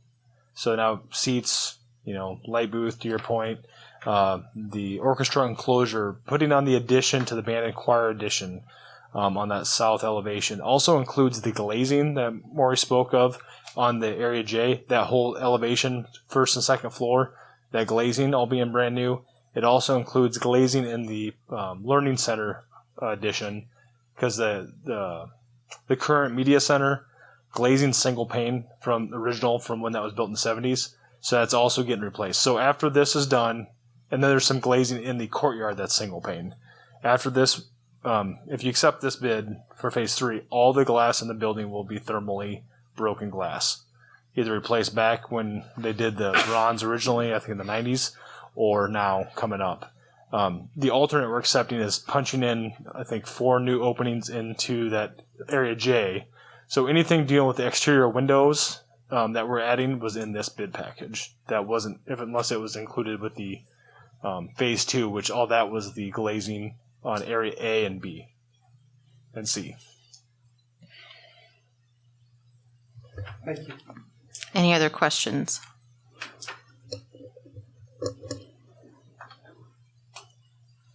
Allison? Cervantes? Aye. Elliott? Aye. Lyon? Yes. Phelps? Aye. Rodriguez? Aye. Sharpie? Aye. Walters? Aye. Okay, this next item on our agenda is going to have an amendment that Lee is going to talk to us about. So I'm going to ask for a motion to consider approval of Area J change order with amendments. Amendments, thank you. So moved. Second. All right. Lee. Sounds good. So this is the Area J change. We talked about some of the programming of this at previous board meetings.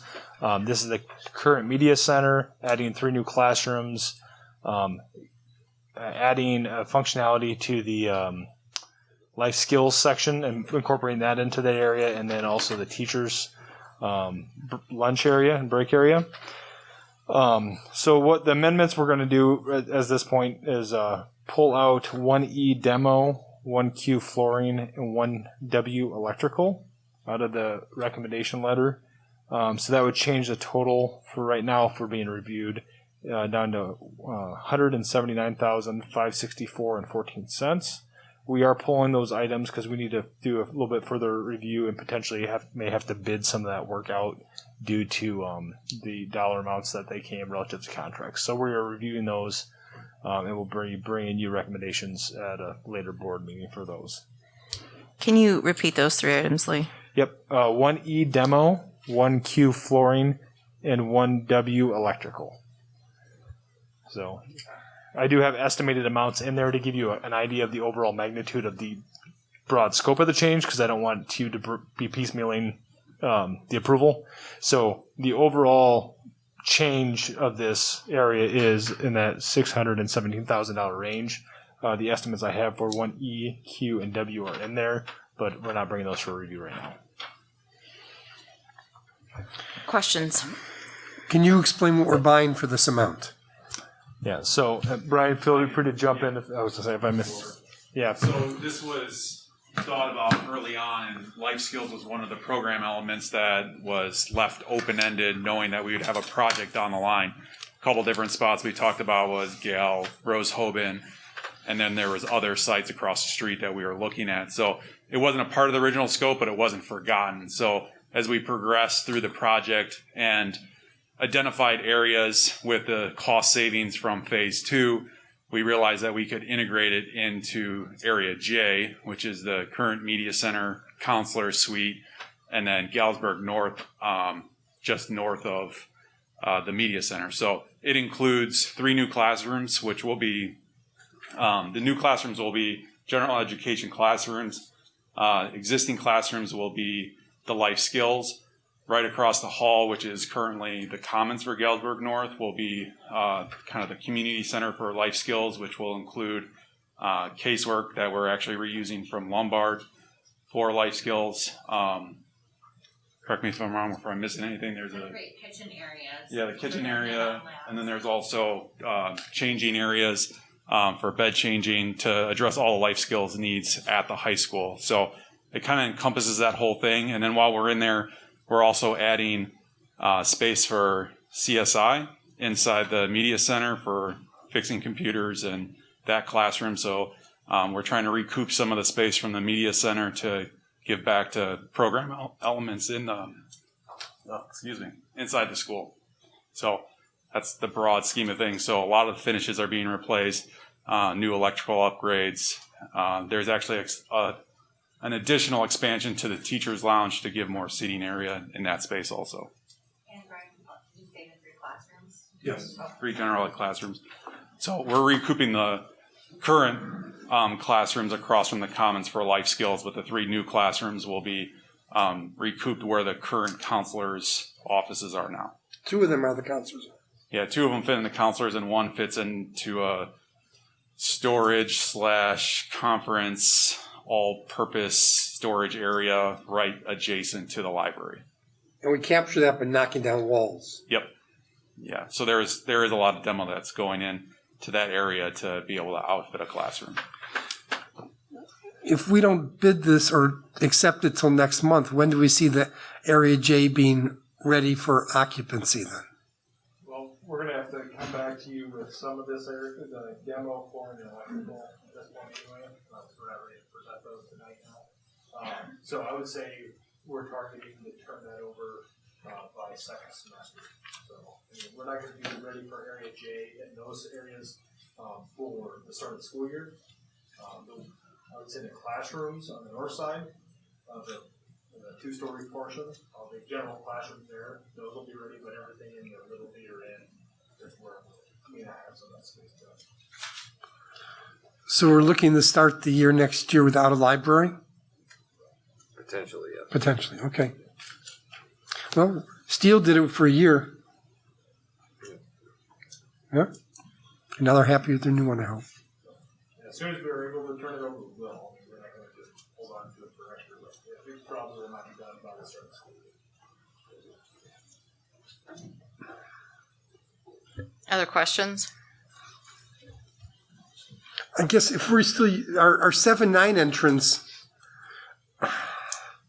sort of is important to that area.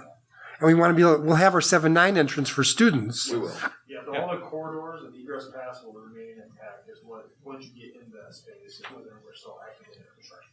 Okay. So it won't affect outside the doors. Okay. We'll keep circulation paths open too. There is that set of doors before you get in that hallway that if construction is going on there, they can still turn left and go up the stairs to 7-8. Okay. Yes. Any other questions? So do we want to hold off till next month and approve the whole thing? Because you can't do anything till we get those other 3 bids, correct? We can order the casework and have them start building it. We can get some stuff started on it, and, hopefully we can bring you something sooner.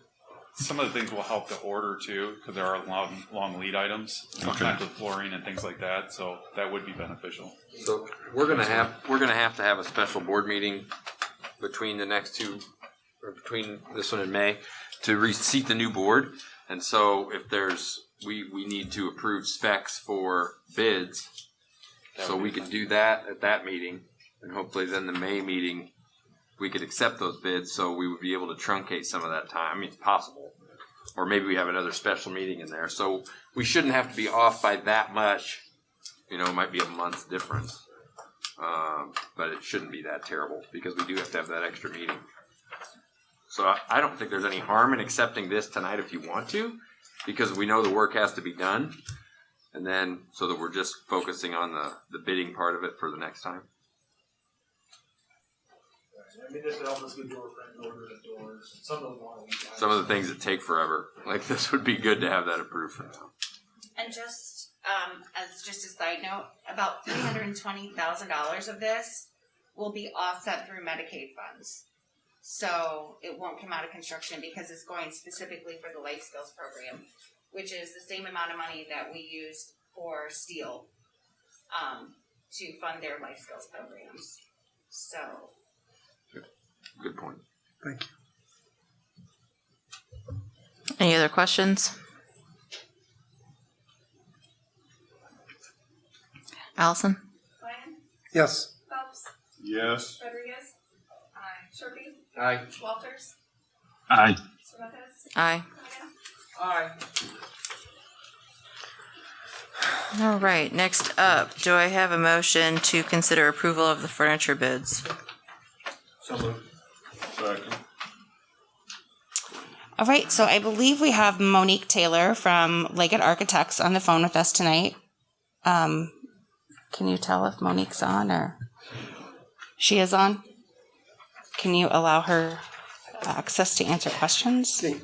Can I ask you a question before she gets Sure. started?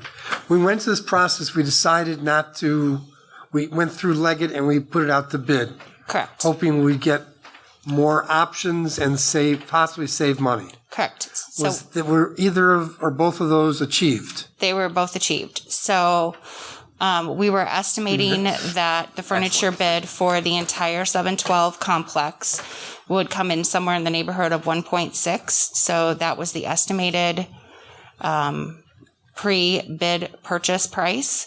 And we ended up with a total bid package of $1,351,189.43. We paid Leggett, what, $54,000 for the service of putting this together? Correct. And then that would be in addition to that. So we saved $200,000 for this process. So we had really competitive bids. Really what it came down to was installation costs. Really all the vendors were very competitive. It really came down to their ability to kind of trim some costs with transportation and installation. We have 2 phases that we are going to be approving tonight. So all of the furniture that is in the current 1957 edition, that will arrive in August, so for the start of school year. And then because the new edition will not be done until the fall, we're estimating that the first week in January, the remainder of the furniture for the 10-12 edition will arrive and be placed in there. So there is a phasing, but it is all included in this bid. So, and I think someone had a really good question from the board. Will we have to purchase additional furniture when the 7-8 students move over, when Churchill closes the following year? This includes all the furniture for the 712 complex. So this should be everything that we need. What happens if the new edition's not finished in January? Where do we put this stuff? Well, we'll have to renegotiate with those vendors if they do not have storage facilities, which typically, particularly Frank Cooney, who won the majority of the bid, has been really good to work with us. But in the past, we have had to rent shipping containers to store that equipment. But they're already going to probably be storing it for a period of time, so it shouldn't be an issue. All right, thank you. Can you guys hear me? Yes, Moni. And we've also asked Frank Cooney, we'll work with him directly to make sure that if any dates are moved up, that we can coordinate delivery and shipping with them. And we purchased all of our furniture from Steel, King, and Lombard through Frank Cooney. We did that through the government contract. They actually won the bid for the majority of the classroom and other projects. So they've been really wonderful to work with and really flexible when we needed flexibility. So. And just one quick question. Did we ask the teachers like we did with the other schools, gave them options of what they wanted, what they thought they would use more? So there was a survey that was sent out, it was last November, December. It's been a really long time ago. And basically they were asked if they wanted flexible seating options. So many of the new classrooms have casework built in, so the needs for a lot of the teachers at JHS isn't the same as some of the needs at some of the other buildings. So some of them will have built-in desks, built-in casework. But we primarily asked them about flex seating options. And then there were specific departments that we worked very closely with because they needed specialty furniture, like art, business, culinary arts, things of that nature that needed really specific things. So yeah, overall, I'm very pleased.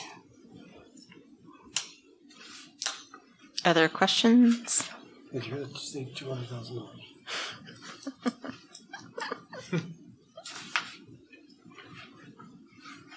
All right, Allison? Phelps? Aye. Rodriguez? Aye. Sherby? Aye. Walters? Aye. Cervantes? Aye. Flanagan? Aye. Ryan? Yes. All right, moving on to focus area number 3, responding to the changing needs of our community. First on this, do I have a motion to consider approval of the 2021-2022 board meeting dates? So move. Oh, second. If you'll notice, the schedule basically follows what we currently do. Second Monday of every month, except or if there is a holiday.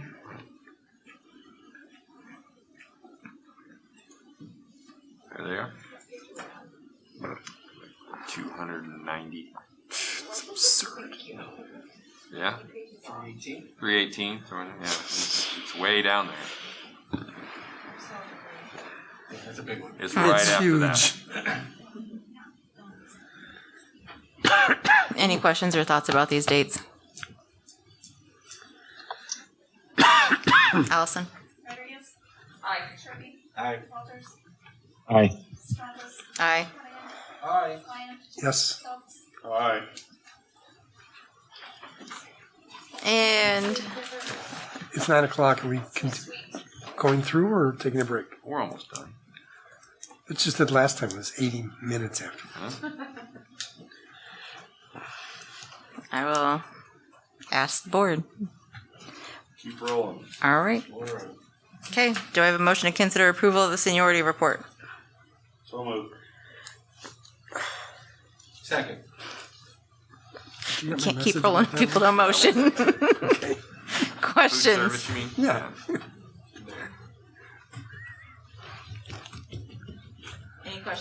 Any questions from board members regarding the seniority list? What's the function exactly? This is the share with staff so they make sure we're paying people correctly, or? Well, it's for reduction in force purposes too. So we share it with the union, and we share it with with everybody looks at it, keep eyes on it to make sure that we're Correct. keeping the proper seniority for every classification of employee. This year's a little bit more challenging because of the number of rifts we had and everything. But we had a lot of eyes on it. We appreciate the help. Any other questions? Allison? Sherby? Aye. Walters? Aye. Cervantes? Aye. Flanagan? Aye. Lyon? Yes. Phelps? Aye. Rodriguez? Aye. Next, do I have a motion to consider approval of proposed fees? Second. Ms. Ham. So that's probably not the correct title for this action item because we basically don't have school fees anymore. The board made the decision last year to eliminate all registration fees, all activity fees, basically any barrier for any of our students coming to school wanting to participate in an activity. So tonight I'm bringing forth the same proposal that we would still keep all of those fees eliminated for next year. There would be no junior high participation or high school participation fee. We're leaving student parking at $20, driver's education at $250. The only 3 items that went up, and this really doesn't even affect any of our students now that we're CEP and any student can receive a free breakfast or a free lunch. If a student were to want to purchase an additional breakfast or an additional lunch, we have to increase those fees by 10 cents every year, according to the USDA, until that amount reaches the same as the government reimbursement. So this is something that we do every year. So we're proposing that the 9-12 breakfast be increased to $1.95, the 9-12 lunch $2.95, and then the adult lunch to $3.50. We're leaving the milk bid at this point. We've come in under the 30 cents, although we don't bid that out until a little bit later on towards June. I don't anticipate there to be a large increase, so the 30 cents should cover that fee. The only thing this year, including with school supplies, that we're asking parents to provide for their student is a backpack and a reusable water bottle. The district is going to be providing all the school supplies for all of our students. We did this year with virtual learning. We'll have all of those supplies in the schools, keep them refilled. So really, like I said, every barrier that we could think of, even if a student has trouble with a backpack or water bottle, we have different organizations in town that always want to donate, and we can find those for our students. Questions?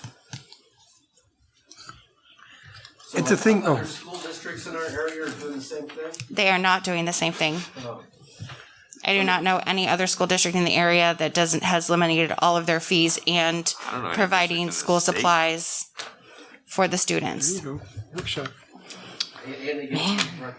And they get free breakfast and lunch. And they're gonna have air conditioning soon. And we'll have bottle fillers at all the buildings too. Yes. Except for Churchill, but that's, don't talk about that.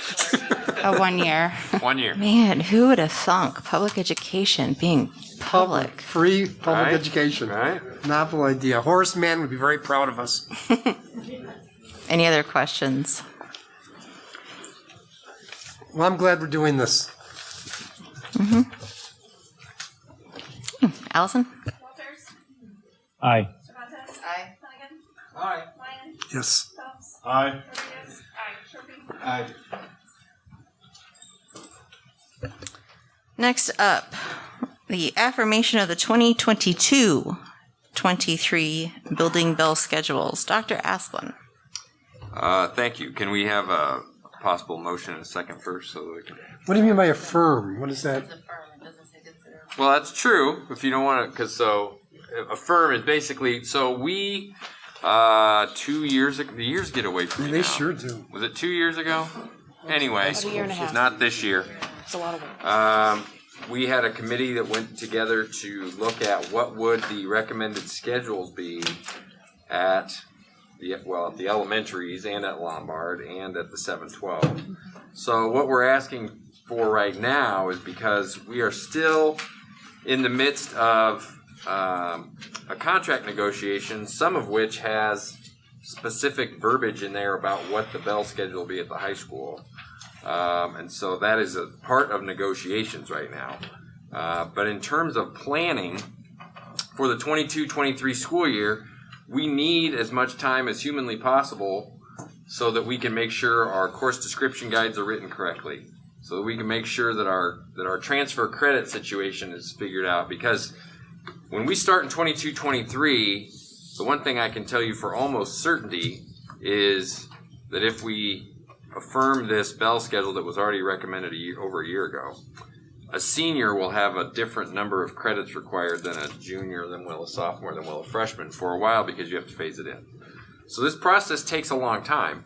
And while we've been waiting for negotiations to get done, of which we'll have a report, I believe, next, about that, we can wait no longer in terms of what we are going to declare our intention to be for the 712 facility, because we have to have time to get this work done. And we were hopeful we'd have negotiations done by now, but we're not. So this is something that we need to do in the interim so that we can get the necessary work done. So I will turn it over to Mrs. Springer, who will bring you up to date on what that recommendation was and what it continues to be. So you should have that link accessible to you. Basically what I did is showed you the schedule and then tried to break down the nuts and bolts of what the schedule looks like and minutes gained through the schedule. So let's just start on the schedule itself. You'll see that we are offering an early bird, and these are all components of what Dr. Asplin referred to as the work of the committee long ago. We were able to get nearly all of our items available that we requested as major tenets of what we wanted to schedule for the 712 building, and you'll see those reflected in this schedule. So we offer an early bird starting at 7:12 to 8 a.m. We also start our GAVC. So you'll see the light blue shading. They're double blocked. That reflects the GAVC periods. So those are double blockings of those. So I did a gradient of blues for you.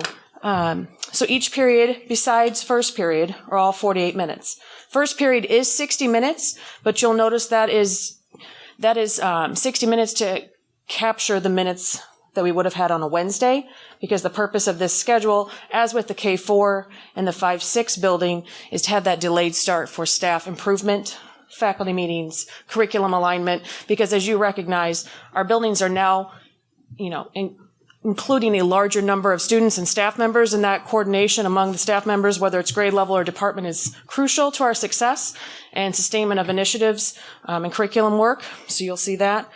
Additionally, we have 3 lunch periods that was created in alignment with Mrs. Ham's work and the servery availability at the high school. So we were to create a schedule that had those 3 lunches. You'll see those reflected as well. We have an advocacy period, That was one thing that when we came back, the 712 committee presented this information to the faculty, asked for feedback. What we recognized was that the advocacy was very important to several of the staff members, faculty members at the high school. So that was kept in as the proposed. If you turn the page, you'll kind of see the lunches broken down. So essentially what happens, lunch A ends up being the lunch period. So students who have lunch A, they go to lunch period first. They'll have a passing period, and then they'll go to their class. Lunch B has class for a portion of time. They have passing to get to lunch. They have passing to get back to class, and they have their full class. Lunch C does the reverse of A, obviously. They have class, they have a passing period, and they have a lunch, all ending at 1:11. Okay. You'll also notice the next page. This is actually a snapshot from our original presentation where it shows you the comparison of instructional time on the 4-block versus the proposed 7-period day. At the 48-minute periods, you'll see a difference of 8.25 hours in a semester and 16.5 hours in the 36-week in the whole year.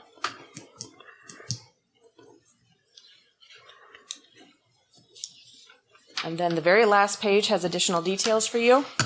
It would be a 7-hour and 15-minute school day, which is the same as the K4 and the 5-6, making all of our instructional days the same for all of the buildings. Again, there's that 48-minute instructional period, an 18-minute advocacy in the middle of the day, paired up next to lunches. 60-minute period for Monday, Tuesday, Thursday, Friday for period 1. This is just a reiteration of what I shared, just in case. And then all classes meet 240 minutes a week. So just declaring that first period does have the same amount of minutes as all the other periods. So Wednesday is just like a late start day for students? Yes, so students would arrive right before second period. Yep. We didn't really want to adjust the other class periods. Right. We didn't want to have a shortened schedule because we felt like that was messy and we could keep things consistent. Other questions? This can be inserted into our agenda so it stays posted then? Currently it's not. It can be. Thank you. Absolutely. So I remember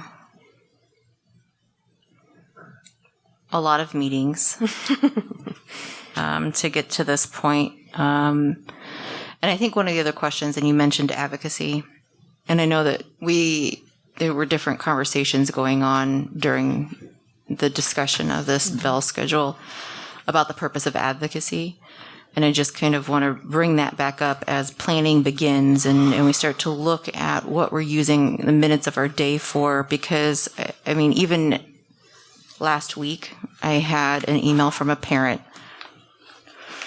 who was asking questions about the purpose of advocacy because their student wanted to do some work for another class that they were falling behind in a class where they felt the grade might not have been acceptable to the teacher, but was in that student's mind not feeling like the student was for a different class.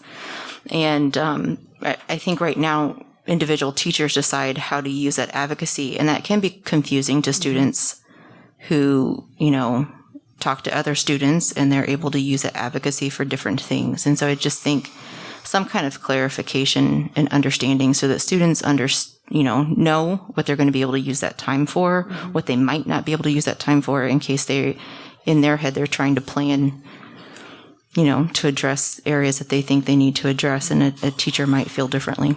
I think so too. I believe that norming conversation that we're having with department chairs could be a great place for that to happen. I also think, and Ms. Ritchie can share her thoughts on this, but I think we need a place where we know consistently SEL is going to be presented to students and staff, and that we're going to weave that in authentically. And so that is a perfect time, in my opinion. The other component was to some of those college and career readiness pieces, as far as, college visits, counselors set up different times to have recruiters come in. We also have some opportunities through GAVC that we could utilize during that time.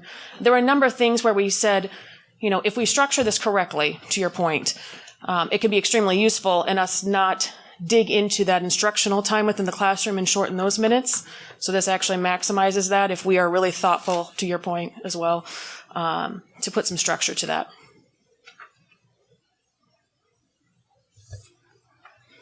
Any other questions? So we're voting to affirm this? I would like you to affirm it, just so that we're making sure that we're moving in the right direction, because before we had a recommendation, we said, well, we got to wait for some things, so. No, I think as was pointed out in those negotiations, there needs to be lots of time to make these things work, and we're going to run out of that time unless we get started. Thank you. Yeah, absolutely. So, just so we're clear, the reason we chose affirms, because this isn't any different really than the one we had before. So it was approved at one time, at least to move forward. We want to say, look, this is what we're doing. Nothing better came out. Right. This is where we are. Correct. Let the planning begin. So we okay with it? Dr. Asplund, I'm sure someone listening is probably wondering, because this is a sticking point of negotiations, by us affirming this schedule, does this undermine negotiations and our ability to continue with negotiations in any way? No, it does not. Not as the way we're currently entering negotiations. No, it's a good question. No, we still must continue to negotiate. But we also have to move forward with this. And just so, once again, for anybody that's listening at home, this is not for next year. This is for the 22-23 school year. So we need plenty of time to get all the planning done. So if you're a rising senior, this will not affect you. Everybody else, it will affect you. All right. Then moving forward, a report on negotiations. Okay, we just had an anniversary a few days ago. We began the contract negotiations April 1st of 2020. So we're into our second year working on the contract. And while there's been some movement, there are still some major differences that exist between the two sides, and I walk in every time optimistic that we can settle them. And Rod laughs at me now. But hopefully we can. We're expecting a counter proposal from the GEA this week, and maybe as early as tomorrow. So we'll hear and we'll act accordingly when we get it and a chance to review it. So that's the status as of today. Thank you. Thank you. Moving on to the next area, personnel. I have a motion to consider approval of the job description. So moved. Second. Dr. Esplin. Thank you. The job description you see in front of you is a job we would like to discuss possibly posting, and here's why. So we're going to get somewhere in the neighborhood of $21 million in federal funds over the next few years. And some of that has required and will continue to require us to purchase items with those funds. We need to have a robust inventory system to be able to track all of those items. Because I promise you, with that much money will come that much audit. So we'll have to make sure that we're audited, or the government will make sure that we're audited through the auditing process, and that will occur over the next probably 5 to 7 years. And so we would like to consider the possibility of hiring an inventory manager out at the Hawthorne Center. We are down 3 positions out there over the last year, and we've been able to consolidate a lot of work.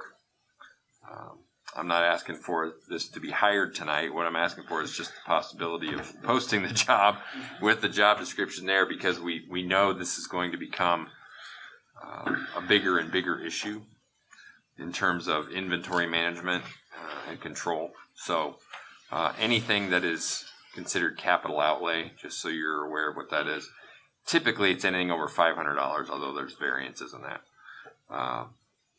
We have to have an asset tag and make sure that there's an inventory for it. And so if an auditor comes in and says, I see you bought a bookshelf that's, whatever, that's just probably a bad example because it's less than that. But, you bought some really heavy work tables, science tables. Where are they? Oh, judged by this, R714G is in the high school on the second floor or wherever, room 14. So we can go in there and you can go right to that place and find the asset tag. And that's how audits work, so that you go through and make sure that you've got everything where it's supposed to be. And so things don't just disappear.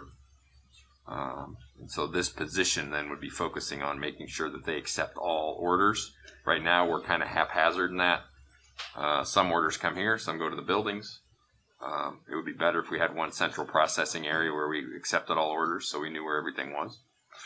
And we are in the process of putting together an inventory management program for Hawthorne Center. So this person will be primarily responsible for that and will be housed out there. What do you consider barcodes? Right. In the system? Right. So typically it's a riveted, little tag that's got a little scan, so you can just scan it and then you can go to the sheet and scan it, and it goes into your program that way. Other questions? I'm surprised we don't already do that. It's something we are in need of improvement on, so this would be a big step in the right direction. It would be easier in less buildings to keep track of things as well. That's a fair statement.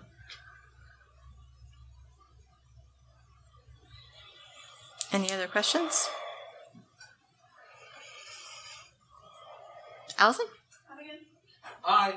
Yes. Aye. Rodriguez? Aye. Sharpie? Aye. Walters? Aye. Aye.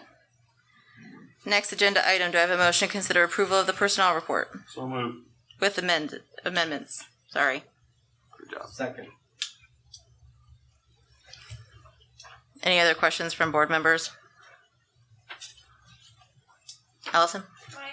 Ryan? Yes. Phelps? Aye. Rodriguez? Aye. Sharpie? Aye. Walters? Aye. Aye. Aye. Next up, grievance update. Dr. Asplin. There are no outstanding grievances. Report on FOIA requests. We had one from independent request for archival research. Don't know why. Smart Procure, which is now a quarterly FOIA. Not just to us, just so you know that. It's to everybody. And then ProPublica, Chicago Tribune has been FOIAing us every district in Illinois a lot going over our records. So those are the three. We've complied with them all. All right, next up, comments by the Board of Education. Member Walters. Hi, yes. So I believe this will officially be my last meeting as a member of the board until the new members are sworn in. So I just wanted to say it's been a privilege to be on the board, to work with all of you and the administration and faculty. I've always tried to put the community, the faculty, and students and families first in all of the decisions that I've made, some of which with the ongoing pandemic have not been easy. But again, it has been a privilege. I hope that the oncoming members are able to continue the task with all of the ongoing projects and seeing the commitments through, and wish them nothing but success. Member Rodriguez. I'd like to wish Member Hunnigan and Member Walters well on their journeys. I'm happy that you guys sat with us on the board. Got to know both of you very well. I'm excited for new board members, new faces, new changes, new voices. So that's all I have. Member Sherpy. Likewise, I'd like to thank Member Walters and Member Hunnigan for their service. It's been a pleasure to get to know both of you and the opportunity to work with you. And I wish you the best in the future. Thank you. Member Hunnigan.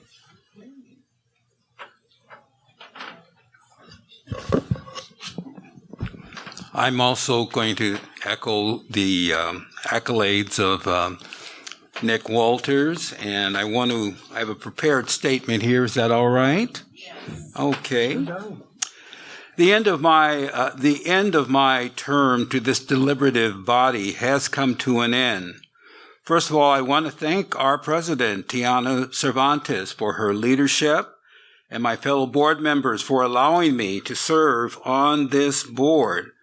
I am told that the board chose my name from a rather large pool of candidates who applied for this important position, but for some reason they chose me. I'm humbled and quite honored. I want to thank Dr. John Asplin and his highly capable staff for their assistance and support, especially administrators Jennifer Ham and Tiffany Springer, who went out of their way to answer my questions, and you know I have a lot of them, and who made me feel like I was an integral part of this governing body. The COVID pandemic has upended our lives in ways we won't soon forget, including how board meetings are conducted and how long they last. When I interviewed for the board last year, I was assured by my fellow board members sitting next to me that our regular meetings would last no more, at the most, 2 hours. When I returned home from a recent meeting early, that is before 9 o'clock, my wife asked me if something had gone wrong at the meeting. I learned that governance can be a thankless damned if you do, damned if you don't proposition. If you choose option A, bad consequences are likely to occur. If you choose option B, bad consequences are still likely to occur. However, Galesburg, in my estimation, is a special place. The golden rule has been on display between the public and the board at our monthly meetings. No intemperate language, no disruption at our meetings, no demands for resignation. For better or worse, whether you agree or fiercely disagree, I believe this body has lived up to its obligation to protect the health, safety, and well-being of our students and staff. If someone were to ask me what was the most important decision I made during my short tenure on this board, I would say the change in the boundary map between the 3 elementary schools. This decision by the board, where all 7 of us were on the same accord, sent out a loud and clear message that 205 was committed to the principle of educational equity. In other words, no child's future should be determined by their zip code or, as in the case of Galesburg, by a railroad crossing.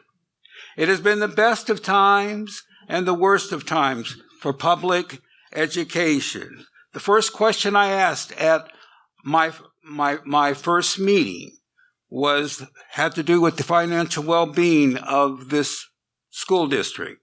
And I am proud to be a part of a district that is in sound financial, fiscal condition. I'm also proud to be a part of a school district that has improved its facilities to a point where I think we have the best facilities, literally, not in Illinois, but the country. And as we learned tonight, our renewable energy project is beginning to pay real dividends. And my wife and I cannot wait to attend our first concert at the HEG. What is it? The HEG Performing Arts Center. I've got it together. Okay. When the construction phase ends and when the COVID crisis is over, we need to have a serious conversation about the state of education in District 205. I leave this board knowing that there is a 2-ton elephant sitting on the couch, hiding in plain sight, called the achievement gap. Far too many students, especially students of color, are literally failing to make the grade in reading, math, or just staying on track to graduate on time. Far too many students, both black and white, are being passed from grade to grade with their peers, even though they have not met the basic performance standards for their grade level. I ask the board to pause and take note of one sobering statistic from the Galesburg 205 report card for 2019. Only 7.8% of black third grade students and only 13.3% of all Hispanic third grade students demonstrate or exceeded expectations of knowledge and reading skill for their grade level. Somewhere I heard that if a child cannot read well by the end of the third grade, odds are that he or she will never catch up. In any case, I do not place the blame entirely on 205 or any single factor because there are many systemic barriers our students of color face before they even set foot in the classroom. But what also drives me crazy is the lack of parental and community outcry. That is, if my child received an F on their report card, I'd want to know why he or she got that F and what I needed to do in order to remedy that situation. Again, I want to say that it has been a privilege and pleasure to serve on District 205. The community and especially the teachers and children of our district for the past year and a half. In fact, our teachers deserve the Presidential Medal of Freedom for the monumental task of transitioning our students from the classroom to remote and back again during one academic year. They are the heart and soul of 205. Need I say, teachers really, really matter. So thank you so much.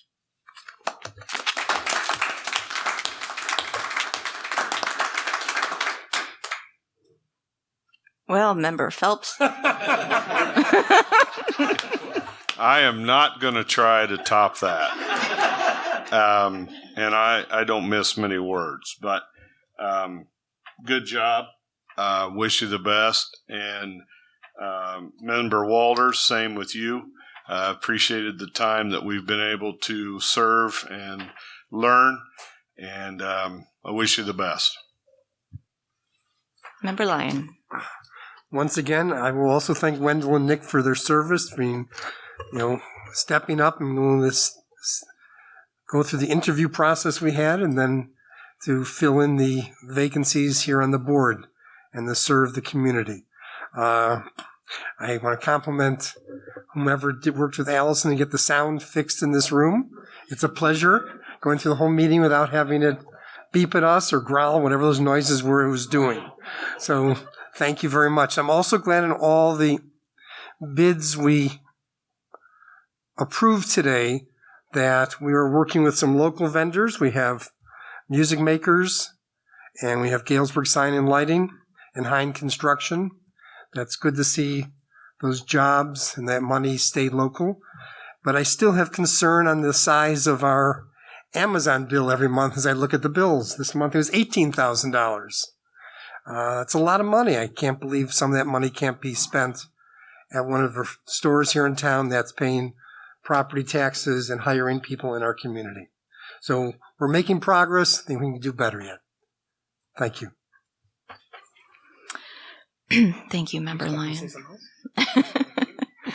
I also want to thank, and try not to get emotional,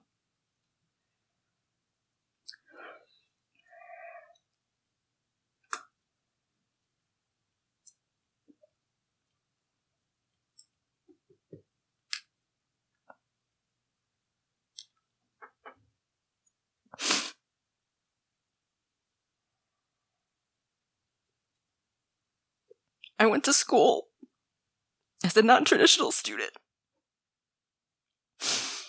I was a single parent when I started Carl Sandburg after 2 other failed attempts. And I had this really nice, quiet, gentle professor for sociology that started me on a path to believe in myself academically again.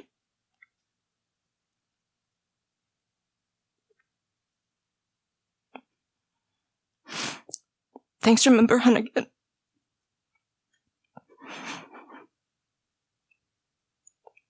I went on to Knox and graduated magna cum laude with a 2nd grader, and then ended up attending the University of Chicago for graduate school. And I would never have ended up on that path, and honestly would not be seated at this table had it not been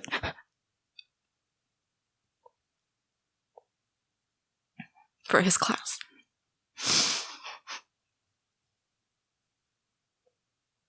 The way that I view the world is both personal and educationally built on some of those very foundations that I learned in his classes at Sandburg. Thank you, Member Hunnigan. Member Walters, I appreciated your time on this board because you brought in an outsider perspective. Oftentimes, we can be our own worst enemy because we've always just done it that way. And so, coming on board and bringing your background, having been educated in school districts outside of District 205, it was a different perspective. And then also being a parent and a public servant in a different way. Your focus has always been on students and the teachers, and I appreciate that. I appreciate both of your time. You stepped up when you didn't have to. And thank you very much for your time with us, and all the best in whatever you decide to do with your hours and hours of free time on the 2nd Monday of every month.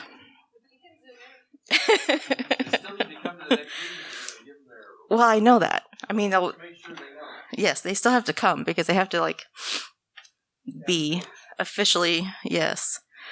All right. Any other agenda items?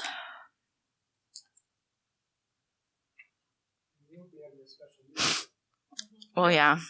Yeah. We don't know yet when the canvassing results will be, and they have till the 27th of this month to get is the result, and then we have till the 4th of May to meet the board. Right. So I mean, I wouldn't recommend setting up a meeting for the 27th. Right. But anytime you want to schedule a meeting between the 27th and the 4th will work. Okay. So, to be determined special meeting. Otherwise, our regularly scheduled meeting will be Monday, May 10th at 7 p.m. Do I have a motion to adjourn?